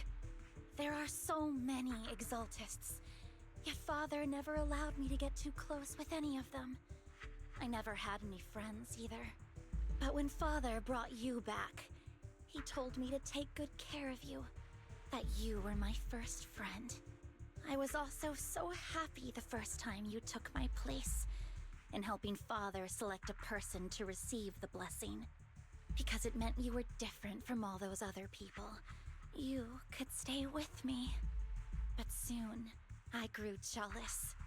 You took the attention that should have belonged to me. You even took Father's love from me. It's only because of my ability that Landon... I know, but... Vivian, jealousy is something you cannot control. Of course, the same goes for fear and hatred. I was terrified that one day you would look at me and shed tears. I knew if that day ever came, Father would not hesitate to force the blessing upon me. And when that day did come, I hated you for causing my father's death. Tina, you knew everything about what happened back then, so... Why are you still defending Landon? And why didn't you tell me back then? If I had known earlier, maybe I could have found a way. Because it's the only thing that makes me more special than you, no? It proves I had Father's trust. I was more useful to him.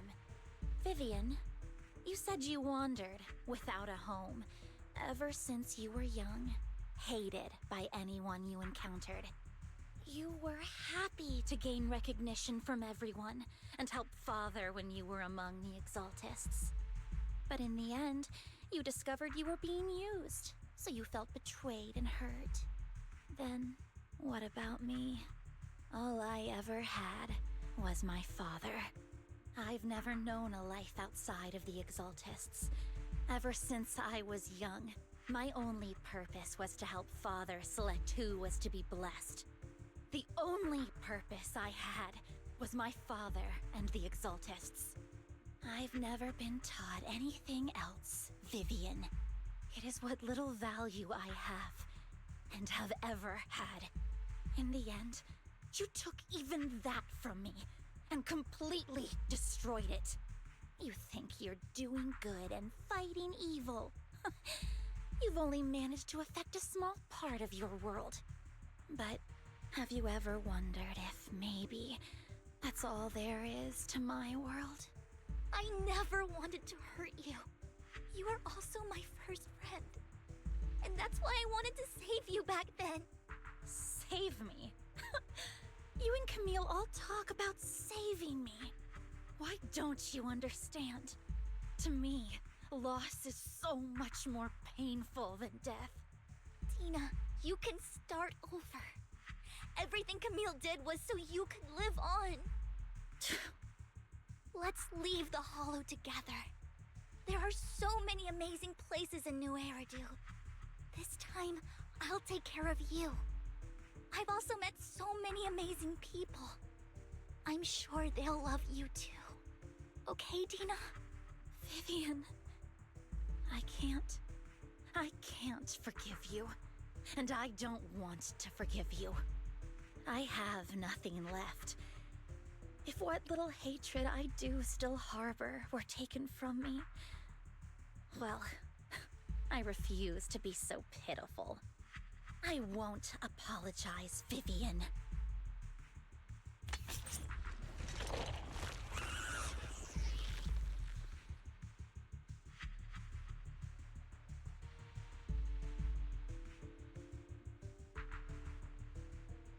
I don't want to hate myself, so I can only hate you for killing my father, and hate Camille for leaving me. That's just the kind of person I am. Hateful and despicable. I refuse to owe anyone anything. I refuse to feel regret. I won't. Vivian, I will keep hating you. I will take all who are precious to you. I will also hate Camille, so I won't do as she wished and start a new life. Vivian, if you had never existed, if I had never, you would be... Lord Phaeton, please do not interfere. She was my first friend. I'm going to bid her farewell.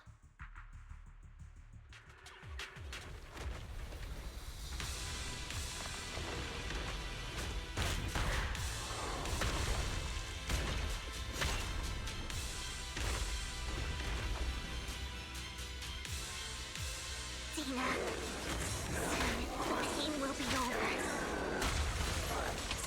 Lord Phaeton, don't come any closer!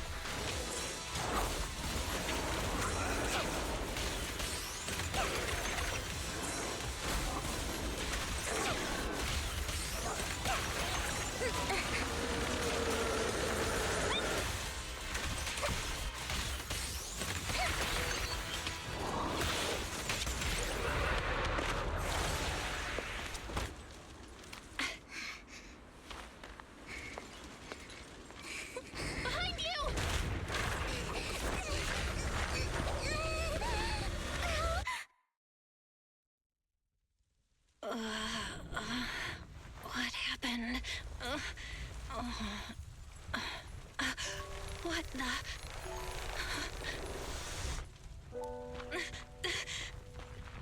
Vivian! Belle, don't come near me. This is my own choice.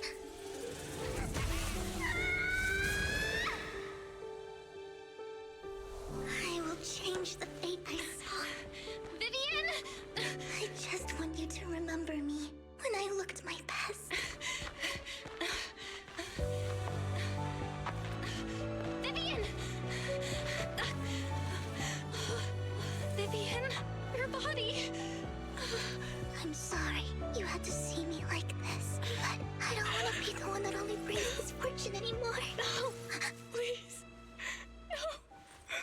It's so warm, and the night is beautiful.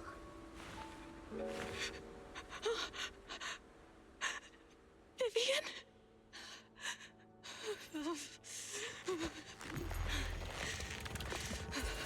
No. It can't end like this.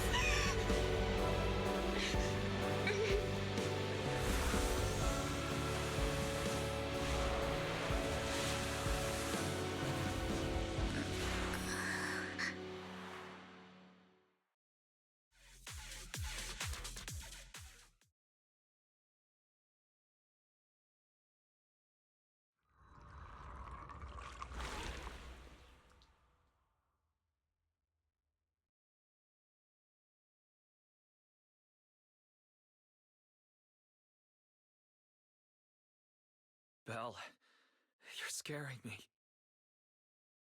Belle, I'm so glad you're awake.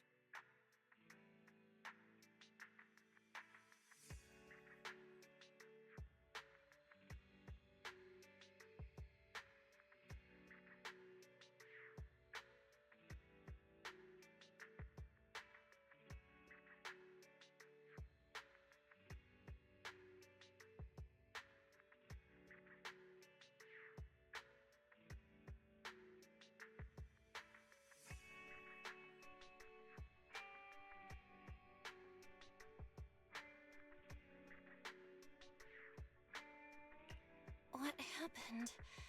I remember Vivian and I... Wait, where's Vivian? She injected herself with Landon's serum! Hugo and Lycon brought you out of the hollow. You were in a coma and... I'm so glad you're safe. And you said Vivian used the serum on herself? But she looked fine to me, barring a couple of scratches. Hugo sent a message earlier saying he got her checked over, and she was all right. Can you recall what happened?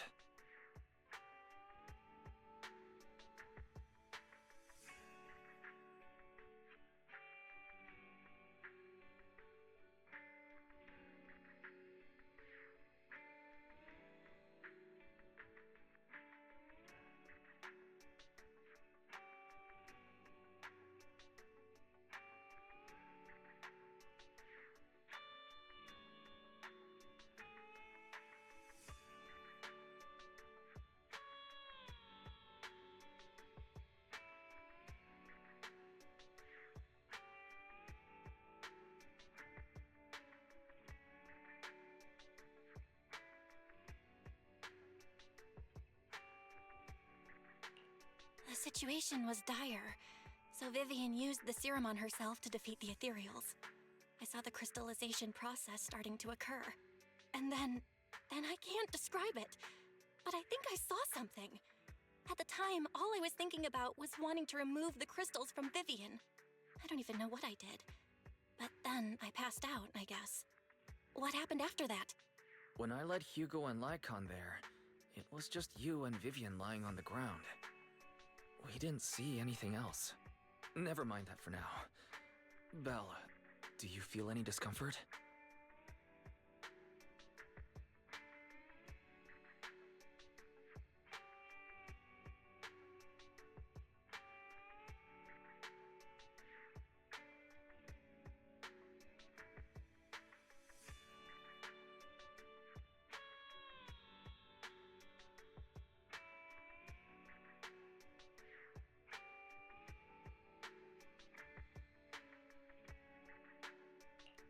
just a bit dizzy. For tonight, just get some rest. Hugo and Vivian said they'll come over tomorrow, so we'll discuss everything then.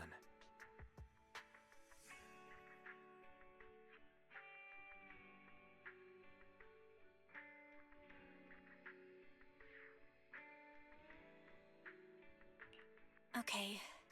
Good night then.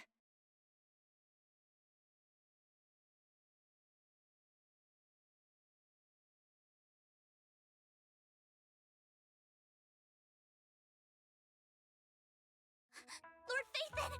How are you feeling? No headaches? Leg pains? Heart palpitations? Loss of appetite? Vivian? I was just so worried. Sorry. Anyway, Lord Phaeton, I'm so glad you're okay. What happened this time was all my fault.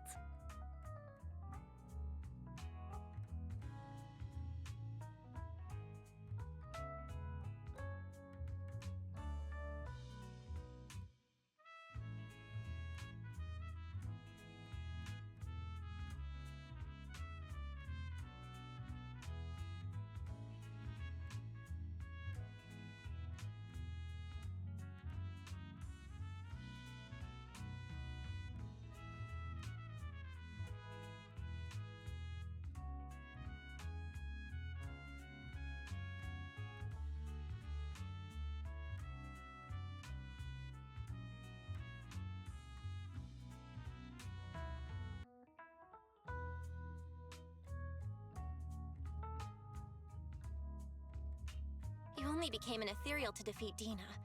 If it weren't for you, neither of us would have made it out alive. So, what happened? Belle said she saw the crystallization process start, but I didn't see anything through Eos. Hugo, Lycon, did either of you guys see anything strange? Allow me to explain. Miss Vivian told us what happened after she awoke, and the mayor arranged a full medical checkup for her. Based on the results, Miss Vivian indeed shows mild corruption sequelae. But if the crystallization process had already started, the lingering effects should be far more severe. To be precise, if the process had already reached the point of mass surface crystallization, it should have taken no time at all to become an ethereal. So, the mayor theorizes that it was the etheric energy within Master Proxy's body that affected Vivian's condition and the surrounding etheric particles, causing Vivian's corruption to recede. Essentially, corruption is a reaction between the etheric particles inside the body and in the surrounding environment. Therefore, it's not necessarily irreversible, just that currently our mainstream method of defense is prevention. How come I didn't know I had this ability? How's it even possible for me to influence other people's etheric particles? That makes it sound like I can manipulate etheric energy at will. Master Proxy, you are special. This is a gift your teacher left you.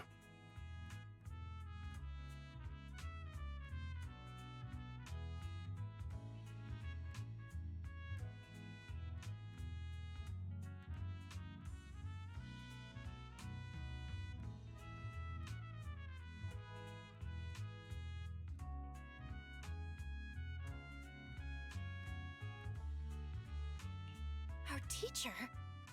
So this has to do with her? I don't know all the details, so I cannot explain everything to you. My apologies. However, Miss Yixuan might be able to answer some of your questions. She will visit you sometime soon, so please feel free to ask her any questions you may have. She has quite an eccentric personality. If she causes you any inconvenience,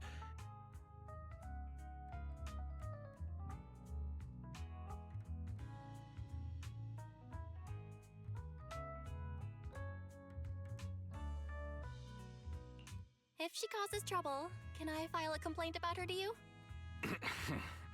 Master Proxy, you have always been a people person, so I trust you will handle things just fine.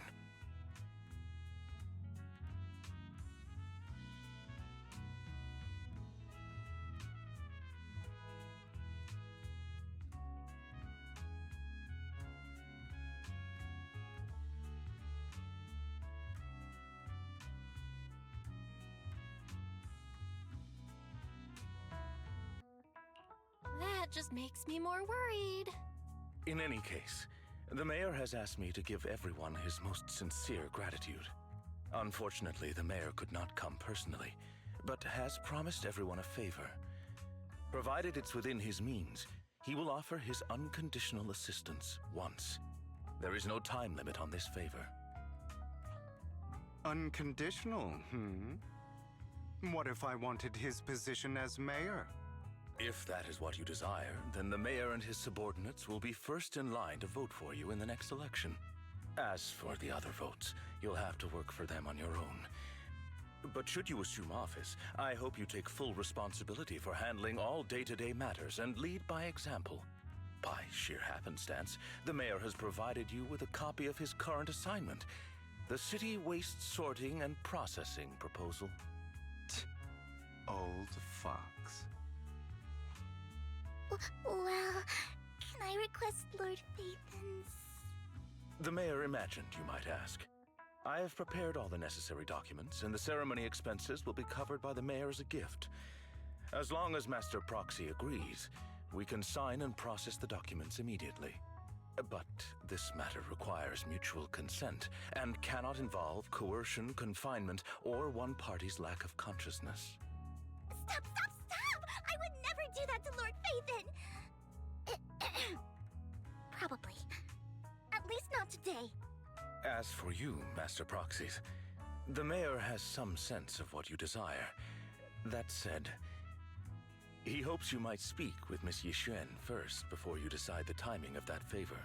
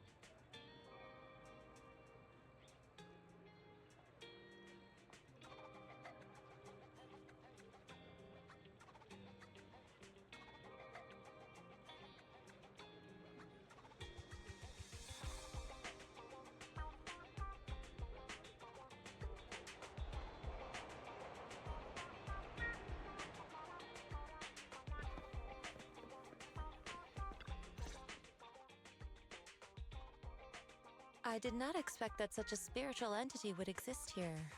It appears this street is a geomantic gem.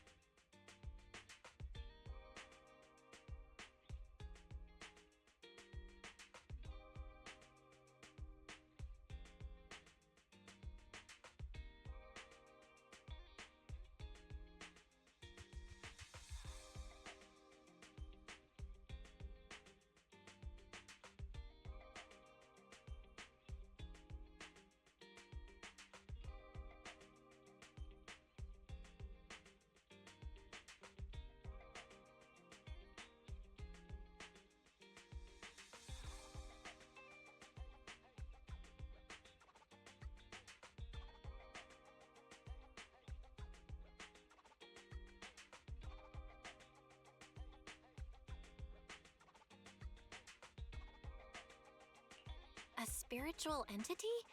His name is Howl, and I guess you could say he's a neighbor of mine. Is there something special about him? No, I was simply a bit surprised. It's rare to find such an intelligent individual of this breed.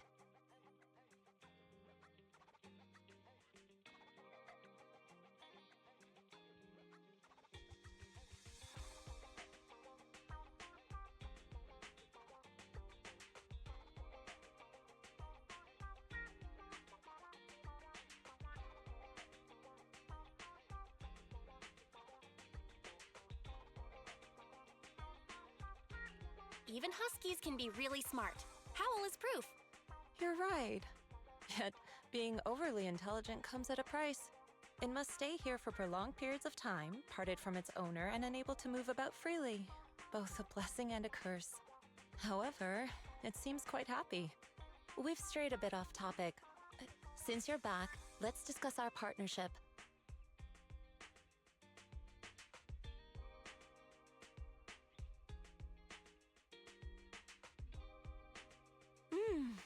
Nice job. Good air circulation, excellent layout. Very suitable for a business. Your bamboo here are also very energetic. It seems your fortune is good when it comes to wealth. Didn't expect you to understand feng shui. Thank you for your blessings. But who exactly are you? I suppose this is our first official meeting since parting ways in the Hollow. Now that both of you are present, allow me to reintroduce myself. My name is Yi Xuan, a mystic from Yunquei Summit.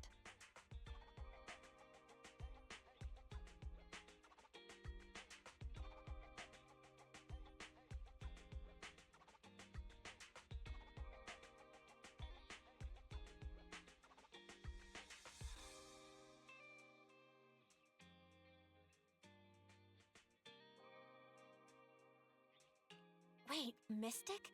Like those people in movies who can tell your fortune and go around blessing people? This is my first time meeting one in real life. But what's Yunquei Summit? Just an ordinary sect of the mystic arts. Our disciples travel all across New Eridu and sometimes collaborate with authorities. Currently, I'm affiliated with the Hollow Investigative Association. Right now, however, I'm here to discuss a partnership in the name of the Mayflowers.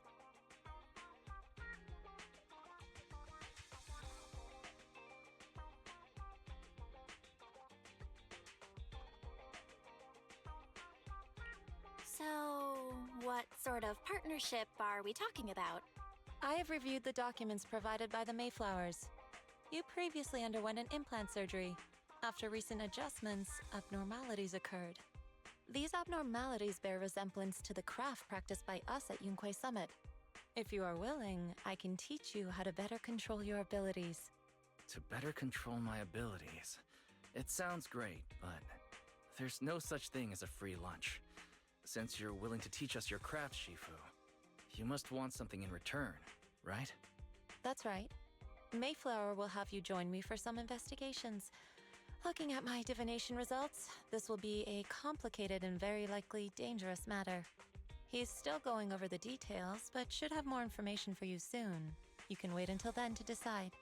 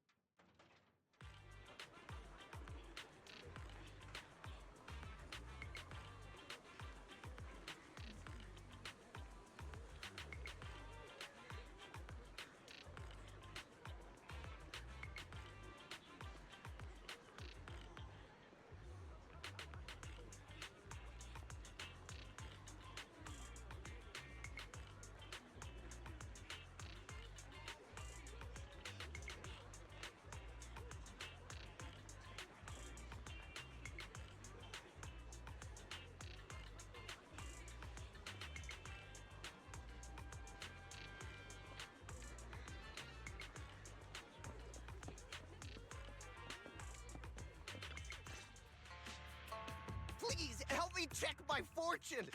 Here's my pop.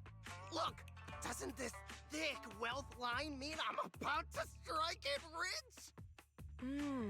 I've looked it over, and your fortune is decent. Huh? You barely looked at it, and you're already done? You have good fortune. What? You don't believe me? I do. Thank you so much. Next, it's my turn. Hey, wait, hey, quit cutting in line.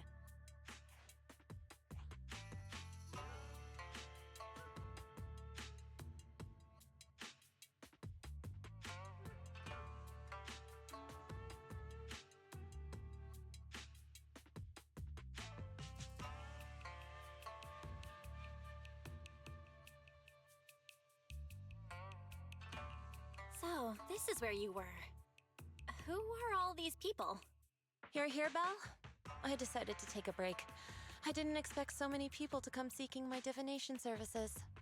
Don't worry, I need no more than a simple spell to solve this matter.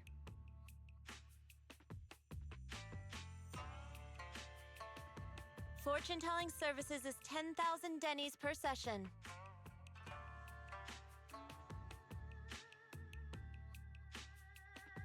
All gone? Good. It seems the Banish Wealth and Desire spell is still effective.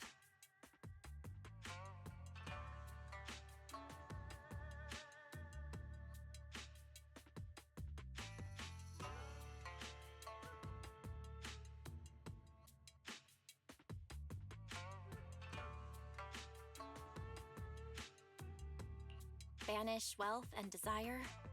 That's a spell? This isn't the kind of craft you said you were going to teach us, is it? Our video store has a business license, and we'd get complaints if we charged unfair rates. Of course not. This is just a trick to deal with trouble. I'll take my time showing you the true craft of Yunquai Summit.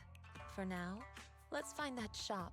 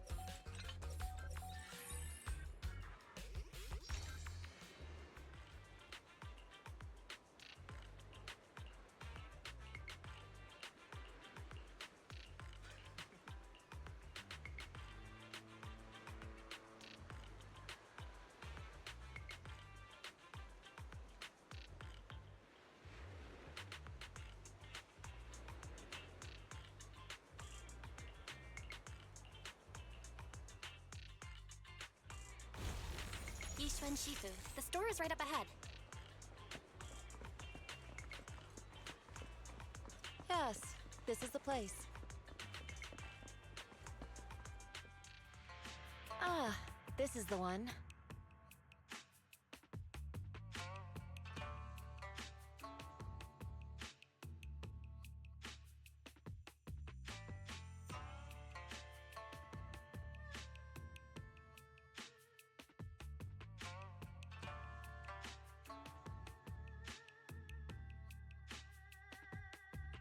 Seems it's closed. Another wasted trip. Not necessarily. 1 second, please.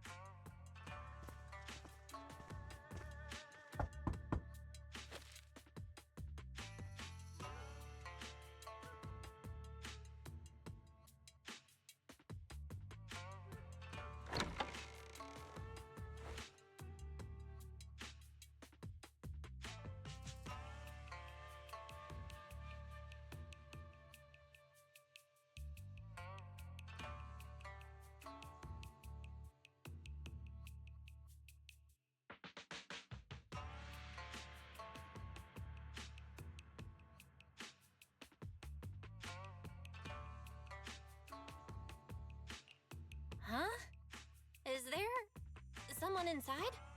Relax. The boss prefers to do business with people they know. They like their peace and quiet, so they rarely open for customers. I'm an old acquaintance and just wanted to retrieve something.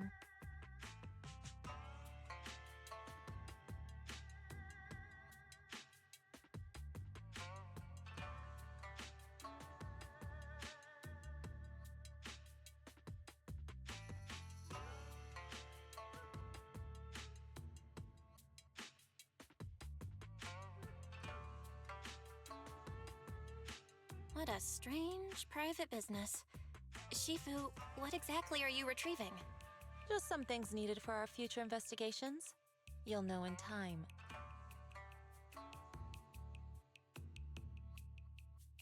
Really? Shifu, I feel like you're always so mysterious. Rest assured, I'm not hiding anything from you. It's simply because the correct time has not yet arrived, so there's no need to rush. Since we've already obtained what we came for, let's part ways here. There will be plenty of time in the future. We will certainly meet again.